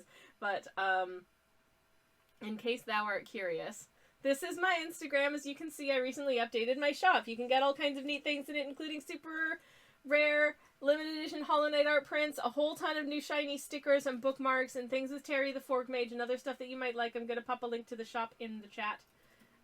Because I'm trying to be better at marketing myself, and I'm honestly really proud of a lot of the things there, including that lino print of a lighthouse, which was a lot of fun to do. And lino prints are neat because since each one is printed by hand, they are all their own individual thing, and they're all a little bit different and a little bit special. Anyways, this is what a kiwi fruit looks like. Do you eat the kiwi fruit with the skin on, or do you peel it? There are no wrong answers, and I'm not interested in starting discourse, but I am curious. Because I have some friends who feel very strongly about an answer. And yeah, I feel very strongly about a different answer. Dark says skin on using a teaspoon. Oh, so do you like scoop the fruit out with the spoon? Do you eat the skin? I think is the question I was trying to ask. Because that's a good way to do it. I also eat it peeled, so does Tals. Samantha says, trick question, I do not eat the kiwi at all. Haven't eaten one since pre-COVID, says Dark. I do not eat the skin, that would be weird. The skin is hairy, not no eat, says Joe. I agree with all of you. Thank you. There were a lot of loud voices in my ear for a long time who were like, oh, just eat it with the skin, it's good. And I tried it once, and let me tell you, it was such a sensory nightmare for me. Because it's not like the soft, comforting fuzz of peach skin, which is like, has just the right amount of resistance to yield, is like soft and gentle. It's like coarse and feels like you're not supposed to eat it because it feels like coarse hair. And it made my soul want to exit my body. It was so gosh dang unpleasant. If that's how you enjoy it, then I applaud that, and I'm happy for you, but do not tell me that's the right way to do it. It is for whoever enjoys that, but it's not for me. And I don't think this is a case of just me being a picky eater because of, like, the neurodivergence. I think this is the more standard opinion, to be honest. Dark says, unusually I can say that Sammy is sensible and not be sarcastic. Hey! I mean, thank you, but hey! Many Distractions says, confession, I also don't eat kiwis. That's fair enough. I can see also it being a divisive fruit for many reasons. Joe says, my dad eats the skin and pips and everything of most fruit. He is odd. You know, maybe he enjoys the differences in texture. Kiwi berries, on the other hand, have a smooth exterior that is much more, you know, edible. They haven't. It's like they get sweet when they're tittle, but they haven't gotten mature enough to grow the horrible textured fuzz on the outside. Which again tastes like, oh, how would I even describe eating the texture of, I don't know. Imagine like, I don't want to try and draw a comparison because all of the comparisons I can think of are just really unpleasant. Like, because it feels like hair. It feels like, you know, if you've shaved your legs and then let it grow out for a couple of days. That's how it feels, and you don't want to eat that texture. At least I don't personally. But the kiwi berries don't have that problem. You can just pop them like you would a gooseberry, and it's delightful. But yeah, anyway, so that's that. And thank you for coming with me on this sensory journey through remembering what the deal is with fruits. I am a fruits enjoyer. I am indeed. Okay, I've got my reference of the blackberry up here so I can hopefully capture their energy as I would like to be able to here.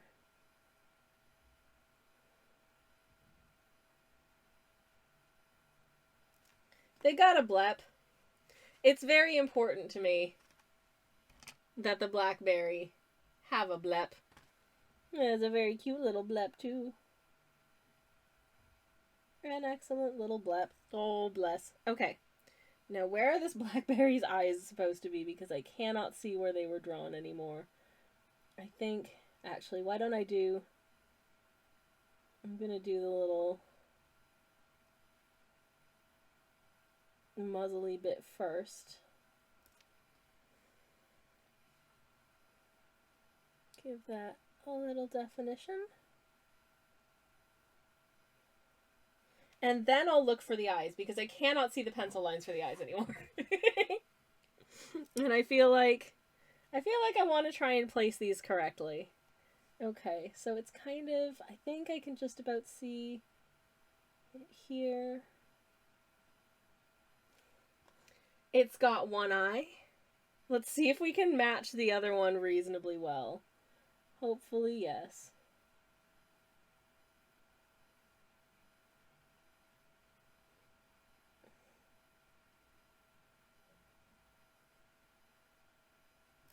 Okay, the eyes are a bit big, but I think it cute.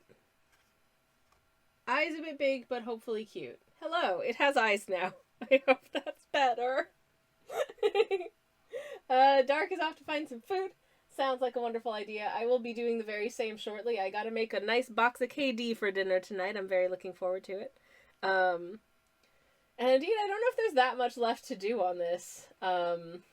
I think we've more or less completed the Bearries, but I would like to, if I can, just get a little bit of that exterior texture. You occasionally see just some little bit of exterior texture on a gooseberry. So I thought I would drop them in. And I may regret this later, I don't know. I'm not adding too much, I hope. Attention. Twitch user Sammy hello. Choppers. Damn! Hello! Welcome in, everyone! Welcome, Raiders! Hello, hello! Lovely to see y'all. Welcome on in. Hello, too! Oh my goodness gracious, who's here? Who's here? Jam, of course, is here. Samuel, welcome in. Kirsty, hello, hello. Spudgers. Jam again. Hi, Kiona, welcome in. Hello, Rex. Hello, Casa. Hello, Menu. Hello, everybody. Hello, Many Distractions, who was already here and is welcoming the Raiders. Just say hello to everybody. Hello, everyone. Welcome in. Thank you so much for the raid, Jam. Let me get a shout out for you in the chat. What were you up to today, Jam? It's lovely to see you. Welcome on in. If you're not following Mr. James B. Barry, you should go do that at the link that I've just put into the chat there. Jam is a lovely bee streamer, does fantastic art and game stuff, and is just a lovely human bee to hang out with. We're painting Bearries today, as you can see. They are Bearries, Samuel. They are. Several doodles of monster things and played some Noita. Oh, wonderful! That sounds super nice. I love the monster things, and I love the art what Jam does. As for me, hello. Should introduce myself for everyone who's just come in on the raid. My name is Twitch user Sammy Kelch. I'm a variety streamer. It's lovely to see you. I do cozy art streams on Mondays, and these days I do cozy game streams on Friday mornings. And today we are painting. What if I was like, what if bears? But what if berries? And this happened, and I'm not sorry that it did. We have cloudberry, we have kiwiberry, we have blackberry, blueberry, and strawberry. So I guess question based on vibes, which bear would you be? Tag yourself, I guess. But yes. I feel like I should share some kind of representative recently painted artwork so you can see what my work looks like when it's done and not scruffy. Bearries are wonderful, says Jam. Thank you. Much appreciated. I hope you had a lovely stream, and indeed welcome and hello to everyone who's just come in. When my art is all done, sometimes it looks like this. This is a very, very famous canal street in Copenhagen called Nyhavn, which I'm probably horribly mispronouncing because my Danish is super bad. But yeah, these are the kinds of shenanigans that we get up to. I'd be a raspberry, says Kirsty. Excellent choice. I think today I am the gooseberry. I'm just feeling kind of shy, kind of silly, you know, the usual. Anyways, this is art what I do.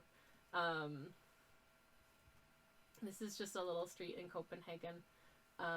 Because I went to Copenhagen this year and I really liked it and I wanted to make pictures of it. And it turns out I didn't take nearly enough photos while I was there, so I don't have a lot of good references. Oh no! And this is some of Jam's art, who just rated us. This was from Hollow Knight Art Month. As you may well know, I also am an enjoyer of the Hollow Knight, and I loved seeing all of these. Jam art's really good. This is hecking amazing, and everything that Jam does is hecking amazing, and should feel real good about it. Let me get another shout out for Jam, and thank you very much indeed for the lovely, lovely raid. James B. Farah. Anyways. Ooh! Nathan Pizza Lover wants to know more about coffee. Nathan, do you have a specific coffee question, or do you want me to just ramble? Because I can 100% do either. And would be very happy to do so. I was making myself a pour over coffee today, and I was thinking about extraction, and specifically the ways in which your coffee can extract suboptimally. Extraction basically being how much of the coffee bean you are getting into your final drink, and the way that I think the way the certain flavor compounds, I think, within the bean extract at different rates. So for instance, if you notice that if you make a cup of coffee and you notice that it has a very thin texture and it tastes kind of sour, there's a good chance that your coffee was under extracted. Because the first flavors to emerge are these like sour notes. And this can happen by a few different means. If you have ground your coffee too coarsely for the type of coffee brewing method that you're using, then the water as it passes through isn't going to be able to extract as much from the grounds as you want it to. And you're going to end up with a coffee that's under extracted. It tastes kind of thin. It tastes kind of weak. It might have a bit of a sourness to it. It's not optimal. That might be because you ground it too coarsely. But conversely, it can also happen that you end up with an under-extracted coffee because it's been ground too finely.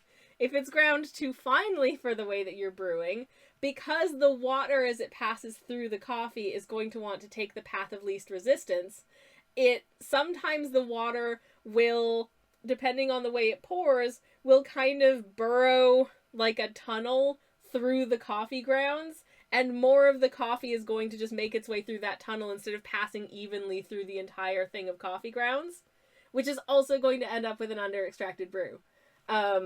So those are two ways that your coffee can end up tasting under-extracted, basically.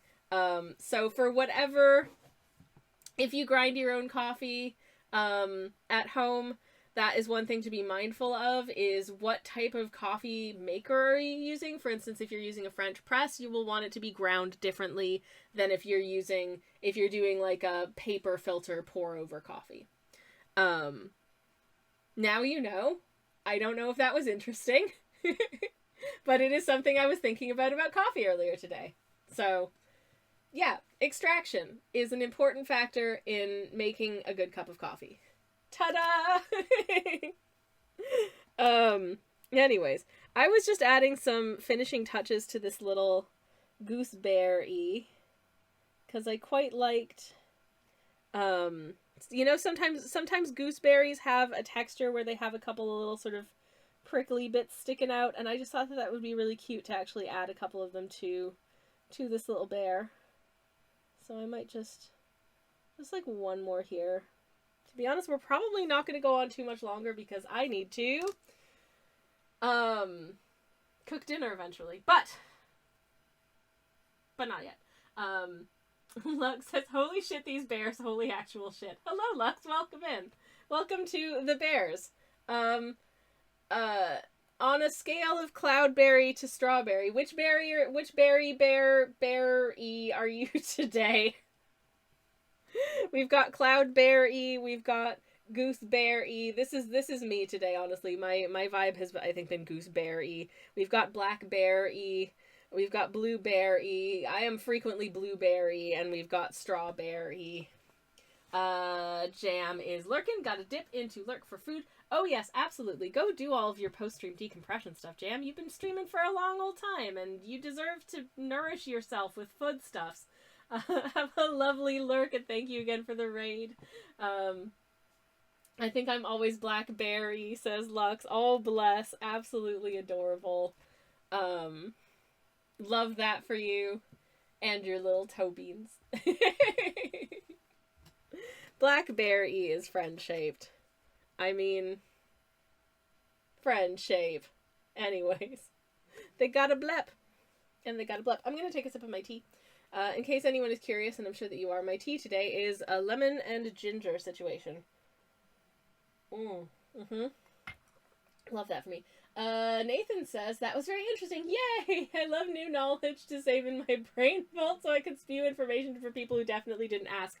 Oh my god, that is such a mood. One of the things I love about streaming is that I have a captive audience to tell stuff to.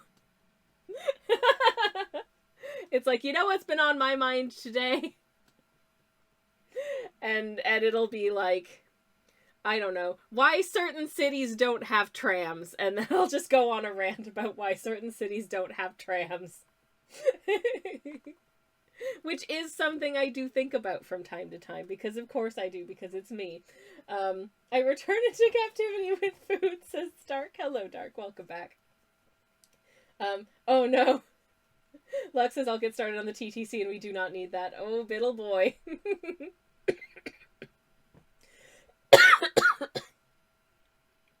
Anyways, Edinburgh has a tram line, says Samantha. Oh, nice. I do like a tram. I do indeed. I do. I find it, there is a tram of sorts in Toronto, but they don't call it a tram, and I find that confusing. 'Cause, is it not a tram? I don't know. Anyways, Ernesto, welcome in. Hello. Lovely to see you. Munich has trams, nice. I do not live in a city that has trams, and that makes me a little bit sad, but also I understand why it doesn't have trams. It's a medieval city with a very difficult road network in places, and I feel like trying to integrate trams into that would be messy and difficult. My city doesn't, but it is also small, says Sen. That's fair. I mean, if your city's small enough, you probably don't need a tram network. But I do miss having a tram. I used to, when I lived in Manchester, I lived like literally, I stepped outside the front door, I crossed the street, and I was on the tram platform. It was so good. Kobe! Kobe says in Toronto they call it a tram. Eh? No.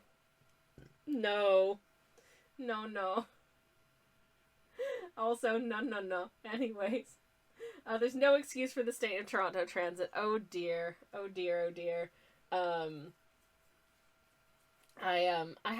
don't live in Toronto, so I don't have, I think, enough firsthand experience of it. Because when I visit Toronto, which is for like 3 days every 18 months or so, I plan my journeys around, this is within easy reach of a public transit stop that has regular service. And then not ever travel at peak times. Oh, goodness gracious. If anyone is an enjoyer of tram, I highly recommend going and watching the broadcast of the annual, like, tram Olympics that they hold in Europe every year. It is wild and silly and honestly so much fun. Hey, Sunshine, what's up? We did have a tramway from Apparently, there used to be a tramway in Oxford. And you know what it is now? What is it? The Oxford Bus Company. Oh, it's now the Oxford Bus Company. But it used to be a tram. Why did they change it? Because it was horse-drawn. Oh, it was horse-drawn. Okay. And then when they tried to put But then but I love horses. they proposed putting electrification, so overhead wires down Yeah. High Street, and everyone no. Ah, I see. Okay, so it was originally horse-drawn. And then they proposed putting in overhead wires to electrify it and down like the high street of Oxford, and everyone was like, no. Boo! Anyways, Joe, thank you very much for the lurk. Thank you, thank you. I will take a sip of my beverage as well. Thank you for the hydrate. Num num. Ernesto, thank you for linking to the Discord. There is a Discord. You can all are welcome to join. Of course, it's a quiet place, but we have fun there. Lots of fun chit chat. But yes, I do like a tram situation. Samantha, this is from what I've seen. Glasgow does not. It has 2 train stations with no actual connection. So when your train route goes, it does have a metro though. Glasgow, doesn't it? I'm sure Glasgow has a metro. Anyways, I couldn't live in Glasgow because of reasons. But it has a metro, doesn't it? I think it maybe does. Anyways, I don't know. When your train route goes through there, you have to make your way between the train stations by bus, except apparently when they're putting up the Christmas lights and shut down all the roads, then you gotta walk, and they give you no warning. I'm sorry, what? Okay, I would never live in Glasgow. What the heck is that? That's a load of old nonsense. Oh boy. Lux says the Eglinton LRT going into year 14 of still not being open. Ugh.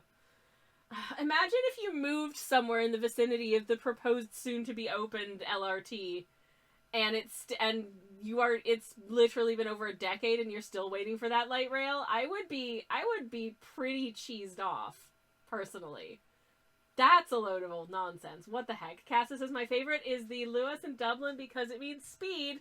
It is not speed. Sammy banned from Glasgow shock. New lore unlocked. I mean, moving on. What was I gonna say? What color should I sign with? I'll sign with Blackberry because I have Blackberry paint here. So, like, why not? But I'm gonna pop a little wee signature on the bottom of this thing. Oh no, this paint is sitting really weird. So my signature is looking really weird. Why are you doing this to me? Some of these paints sit real funny on this paper, and I don't know why. I don't know if it's the paper or the paint. But they just sort of like bead up and don't want to sit like cleanly. It's really weird. Anyways, yeah, I don't know. I didn't realize I had lore. We established, I think, a bit of the Bears lore earlier. And then at some point, somewhere dovetailed into Kingdom Hearts lore, which is a lot. And I still don't understand it. And I tell you what, I would play a Kingdom Hearts if they added Waluigi. There we go. We've circled right back to the beginning there. I would play Kingdom Hearts if they add Waluigi. Dark says, oh no, you touched Kingdom Hearts lore? I'm so sorry. It was a whole thing, Dark. It was a whole thing. We also established, very importantly, that Goofy is the only character in, like, the sort of Disney canon of, like, Mickey and Co. who has canonically, like, unambiguously made love. So there's also that. Samantha says no one understands Kingdom Hearts lore. Not even its writers. And I think, I think that's magical. And as someone who has seen many a season of, like, Doctor Who, I can kind of relate to that. I have yet to catch up on Doctor Who because I do not like Chris Chibnall's writing, so I kind of fell off of it. And then I'm like, I realized that Chibnall is no longer making the Doctor Who, but then the idea of catching up without having to watch the episodes that I missed from that period is daunting. And I'm like, I know I can just go back in and start again with Ncuti Gatwa, but As I'm very bad with not completing things and skipping bits. I don't feel good skipping bits. It feels bad, so I feel like I can't. But then I ugh, there were some episodes in there that just made me feel sad, and I couldn't keep doing it. So I just watch cooking videos most of the time these days. Anyways, Tal says, saw a great spoof headline the other day. Eglinton LRT receives heritage designation, halting construction indefinitely. No! I have been handed a blister pack of antacids. Thank you, Sunshine. Is there more where that came from, or is it just the one sheet? It's just one sheet for now. This is from my personal supply at work. You stole it from your personal supply at work? Oh, babe. I ran out of antacids, and my partner has very kindly secured some more for me, which I really appreciate. Dark says, that's because the rest live in a hellscape of eternal corporate slavery under Disney. Goofy's love was forbidden, but he did it anyway. I don't actually know who... I'm sure somewhere in, like, a Goof Troop there was some lore about what happened to, like his presumably, like, partner before that show, because he was, like, a single dad. But I don't remember it, because that was a really long time ago. I might look it up after stream. Dark says, play the Chimnalera at 1.5 speed. You know, that's probably the best way to do it. I'm not a fan of watching things sped up, but honestly, maybe. Maybe I'll just read a summary on, like, Wikipedia. I think TARDIS.wiki is pretty good. Samantha says, Chibnall is bad. Whittaker was a delight. Yaz and 14 could have been great, but of course queerbait. Oh, that makes me so upset, too. Because, like... I don't know, just, I don't, you know, like, we don't have to, the doctors and companions don't need to romance, but also, you know, sometimes you can let them kiss. Billy Piper got to kiss David Tennant. So, you know, like, Yaz can kiss Jodie Whittaker. Anyways, oh my god, theft in the workplace. Someone call the police. The evidence is right here, says Dark. I mean, to be fair, it is my partner's own stuff that he purchased and then brought home from his desk. So I don't think that counts as I don't think self-theft counts as a theft. But uncertain. Anyways, we never find out what happened to Mrs. Goofy, says Samantha. Huh, okay, so we can headcanon whatever we want. She disappeared on a ballooning adventure when the balloon accidentally flew into space, and now she lives on the planet Jupiter. With Sailor Jupiter. They're lesbians. Anyways, Tark says Disney happened to her once they found out the only reason Goofy survived is that he had too much public presence. Oh my god, Disney's getting... I mean, we know Disney is a dark, dark entity, but damn. Samantha says John Barrowman got to kiss Eccleston. Yaz did not get to kiss 14. Rude. Honestly, rude. Aw, Christopher Eccleston. What a dude. What a doctor. I love that season. It's so campy, especially looking back on it, like, some years later, but it was very fun. Cassa says it's funny that David did such a long romance and kiss with Billy Piper on Doctor Who, but David's quote work wife / husband is Michael Sheen. I still haven't seen all of that show. I should I catch up with it? I don't know. I'm given to understand that because of reasons we will not get into on this stream because it's too much. But you know. Anyways, the third season of that show has been condensed into, like, one just long episode to tie it up because, yeah, sad.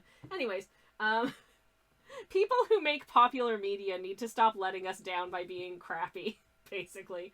And that's all I've got to say on stream anyways. Queer romance at Disney, get ready for your show to be pulled, says Samantha. That seems to be the same with a lot of places these days, and it's frustrating and makes me mad. And honestly, at some point, you know, like, if I'm just gonna finish writing a screenplay and film the whole damn thing on my iPhone or something.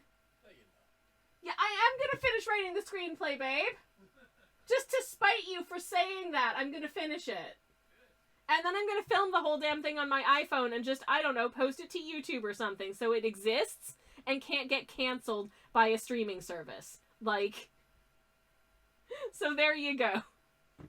Anyways, according to Cass, David Tennant's wife refers to Michael Sheen as her husband's husband. Aw, that's cute. That's cute. We love to see it. Dark says we even rewatching the entire run, 2 episodes every other week in Discord of Doctor Who. Oh, that sounds like fun. That sounds like fun. What are you up to now? Out of curiosity. Oh, okay. He's already said we finished watching Utopia on Saturday. Nice. Good times. Good times. Good times. I haven't done a rewatch in a very long time, but as I said, I kind of had to like emotionally move on when it just got. You know, if those were seasons that you enjoyed, I love that for you, but I sadly did not. So I was like, you know, I want to kind of do other stuff for a while, I think.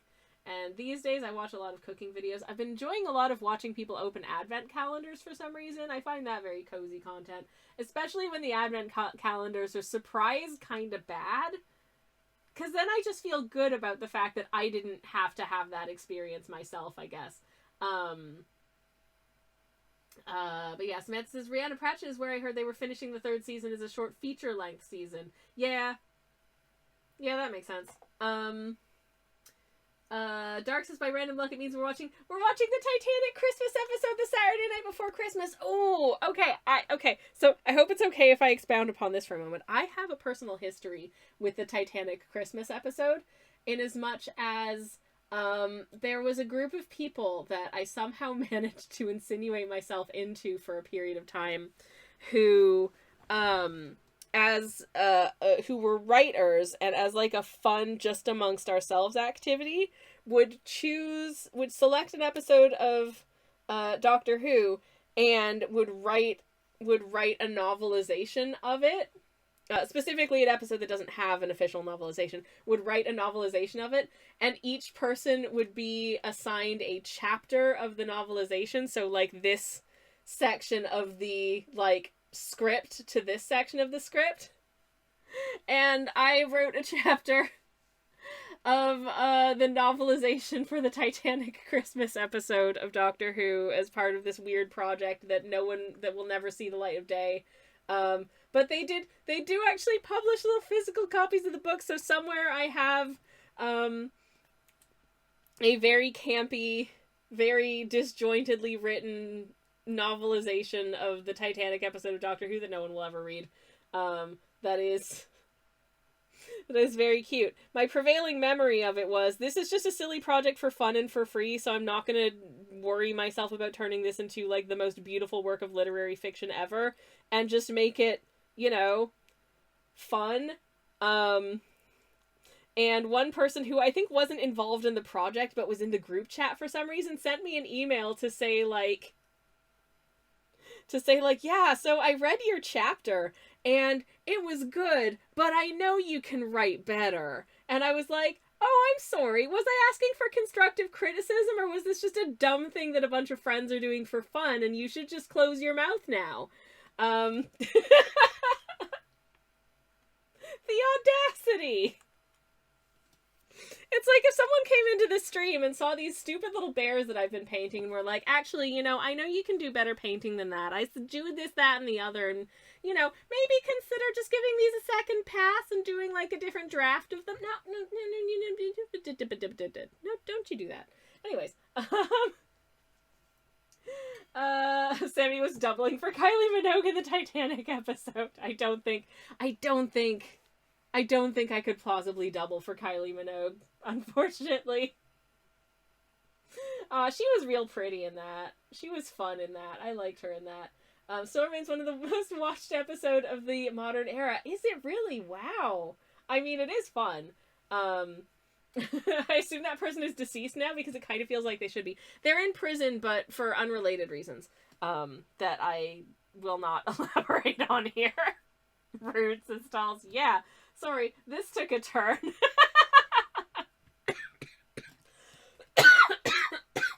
Oh.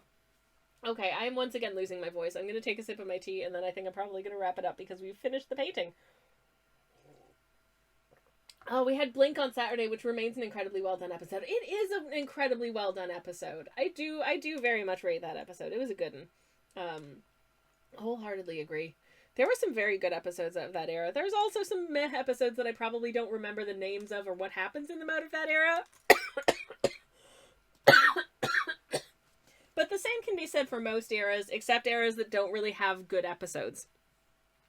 But anyways. But I feel like for having any piece of media that runs for that long, it is impossible to maintain like perfect consistency of quality. There's always going to be ones that stand out as being like, oh, that was really good, and ones that you kind of forget about, and then the odd one that's like, oh no, why did they do that? Anyways. This is proof that Moffat is much better at episodes than show running. No comment. Dark says, Peter Capaldi's run struggled. He might be my favorite Doctor, but he had some struggling writing. I really liked his run. I really love him as an actor. He's also a really nice man. Though I will also say, having interviewed Stephen Moffat, he also seemed like a really nice man. So... Nice men. Good show. Like that is good. I do okay, the one Christmas episode with Capaldi where there's like Santa and stuff. Somewhere in my house I have, unless it's completely disintegrated, I have a very small amount of the fake snow that they use to give the snow effect on sets. That I stole from the set of that show. So there you have it.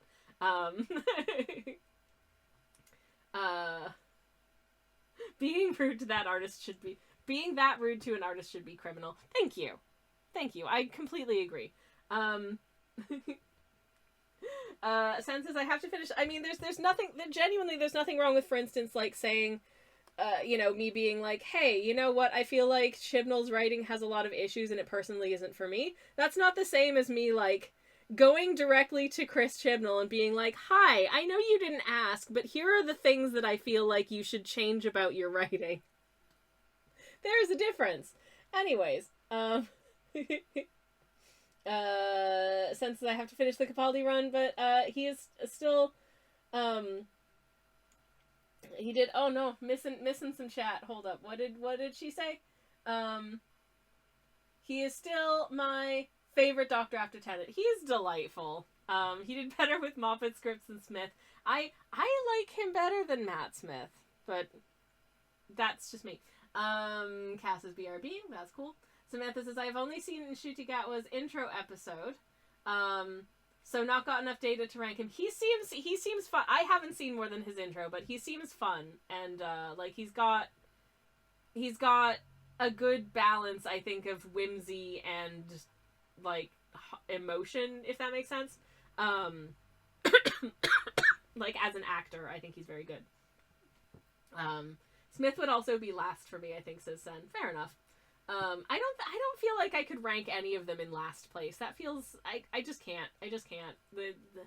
There's something in all of them that I at least like.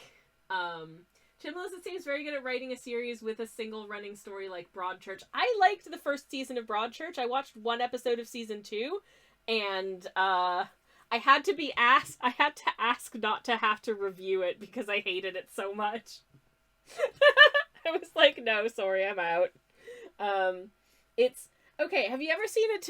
If you haven't seen Broadchurch, it is very different to Doctor Who in as much as it is like a sort of serious crime drama.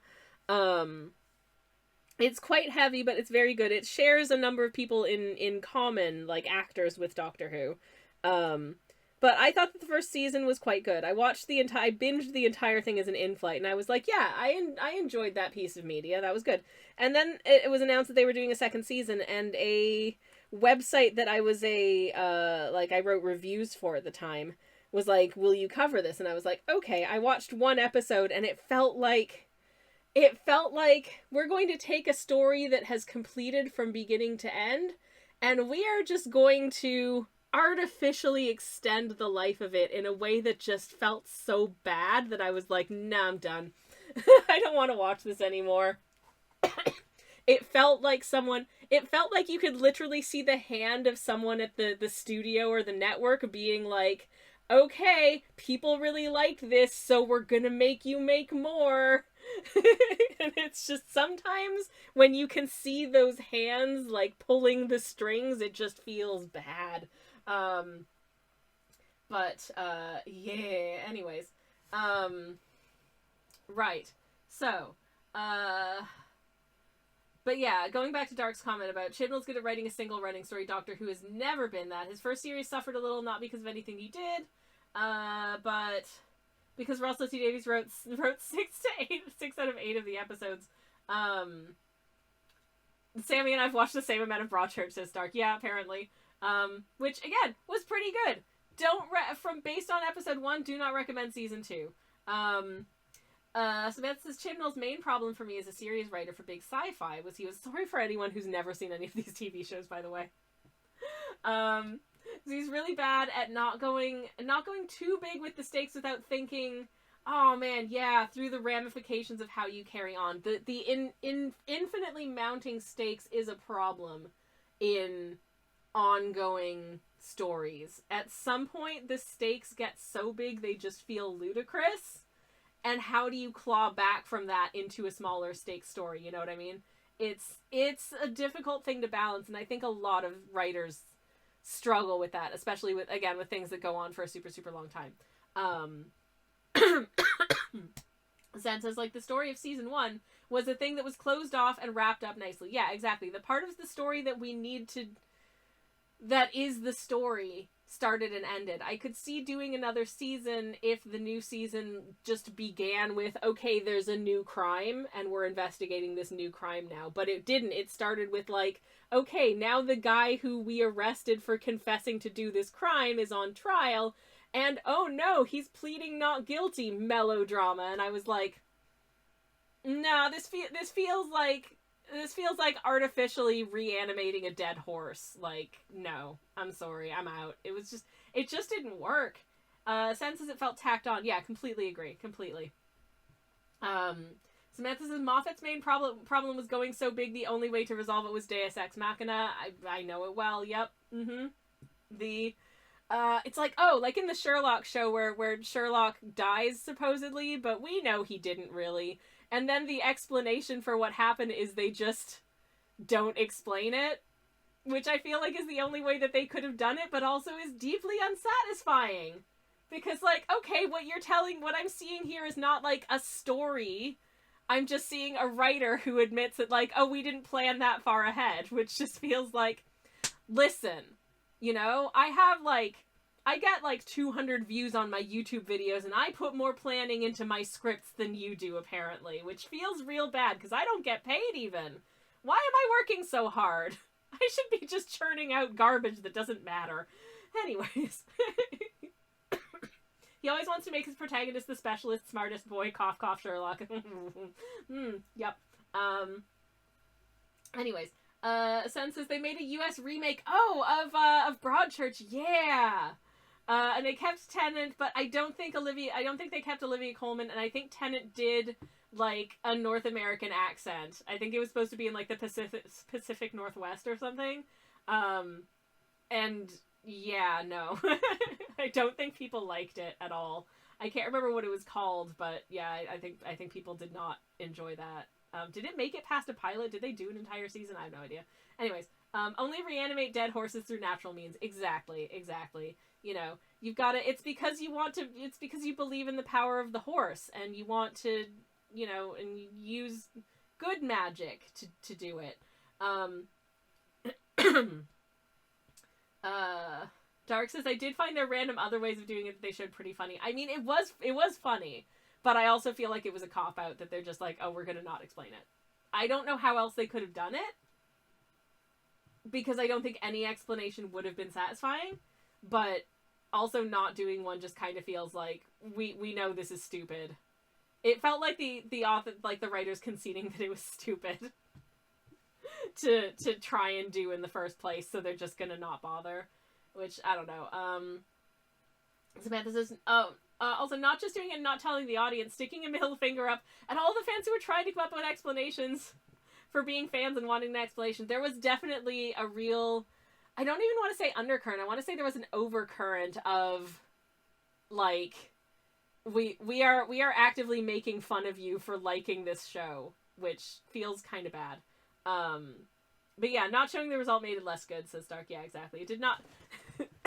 The American version of Broadchurch did not get renewed, unsurprisingly. I think there are some things that get imported from one country to another with greater levels of success, and then some of them it's like, I mean, like, I think a famous example of a success is the US version of The Office. Maybe because Steve Carell just, I don't know. I dislike him significantly less than I dislike Ricky Gervais, so I could see how that went on for many seasons once they stopped trying to just repeat the British version out of Americans' mouths, which doesn't work. Anyways. I'm gonna take a sip of my drink. I think I'm gonna have to probably end soon, because I need to go cook dinner. And I'm legit losing my voice. But this was so fun to do, and thank you for chatting with me for like the last half hour just about TV. Americans need to stop stealing British shows. It's only worked like twice. There are a lot of, oh man, there is like a list. There will be probably a list on Wikipedia or something of the number of times that the US tried to remake something like Fawlty Towers, which were many, and none of them stuck. Because sometimes just get the rights to rebroadcast the original, because it's already there and it's already good, you know. Samantha says US Office has the huge advantage of not starring Gervais, who is a deeply unpleasant human. I vehemently dislike that man. He is words I don't want to say on stream very often, but he is. Okay, forget it. He's a dick. Okay. Like, just unambiguously.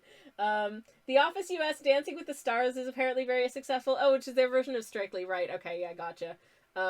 I've never seen either of them, and I have zero interest, but I'm happy for the gazillions of people who love it. There's only like 5 episodes of the original, says Samantha. Yeah, well, that's a big difference between US TV and British TV. Is that in general they do like those 26 season episodes, and then they'll do like 10 seasons. 26 episode seasons is what I meant. And then they'll do like 9 or 10 seasons. And then here they'll do like, I feel like maybe that's changing a bit, but for the most part it's like, okay, you get 4 episodes and you get 2 seasons. And that's like a classic TV show, and it takes like 2 hours to watch end to end. Oh my goodness. Dancing had their 500th episode recent. Jeez. That is very popular. I think one of the big problems with Americans trying to remake very British comedy shows is they just don't seem to understand what makes British humor work. But also I think that British humor and American humor are different in ways that, like, it doesn't translate. Like, you know, as a North American person, you can watch British shows and get a chuckle out of it, but trying to recreate the exact same humor coming out of an American doesn't make sense, because American humor is just different to that, you know? Anyways, like, as far as things what are funny, like, you know, I used to really, you know, I grew up listening to, like, Monty Python and the Goon Show, but you know what? Like, Ernie Kovacs is also super funny, and he's an American guy. So, and I liked the US version of The Office. I thought it was fun. Anyways, Many Distractions is granted. I thought the US version of Ghost was pretty good, but yeah, most shows adapted by the US aren't great. Okay, it's trying to get me to run ads. So I'm gonna, can I snooze that?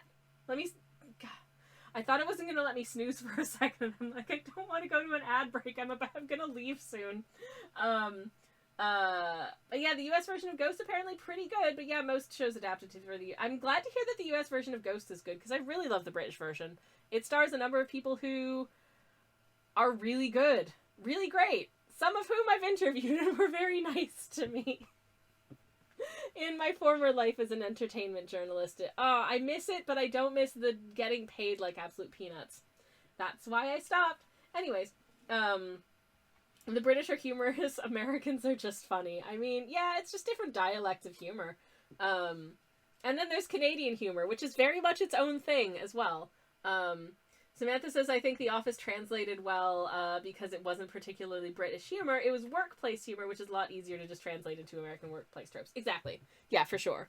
Like, I think the idea of just like a workplace comedy translates really, really well because that's something that exists in most places. I could see the same thing working, but with local comedy writers in, you know, the Philippines also, or like Nigeria or wherever, because like people, wherever you go, there are workplaces and you can find things that are funny about it and sort of shared experiences to kind of, you know, have a sensible chuckle about.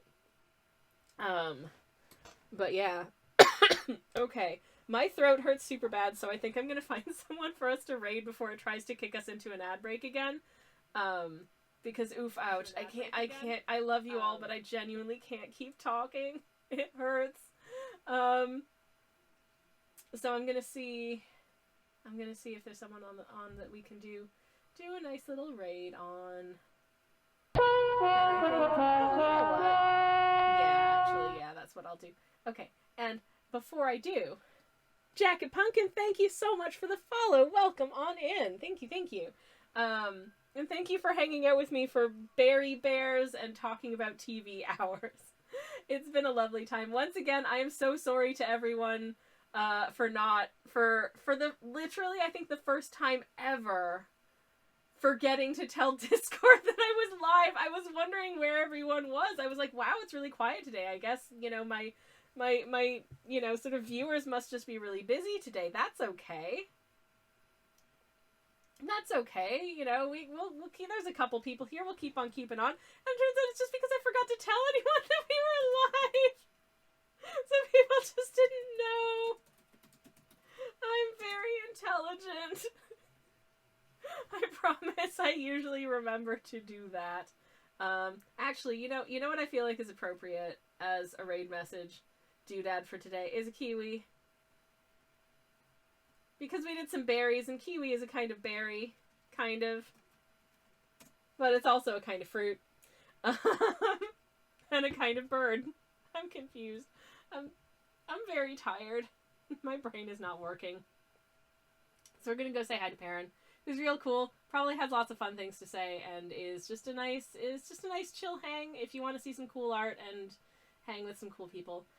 So in the meantime, I will thank you so much for hanging out with me today. Thank you again to Jam for the raid, I really appreciate it, and to all of y'all who stuck it out and put up with my shenanigans. I really appreciate it. You're awesome. Kiwis are New Zealander, but Kiwi is Chinese. I'm confused. But thank you. Anyways, you're all breathtaking.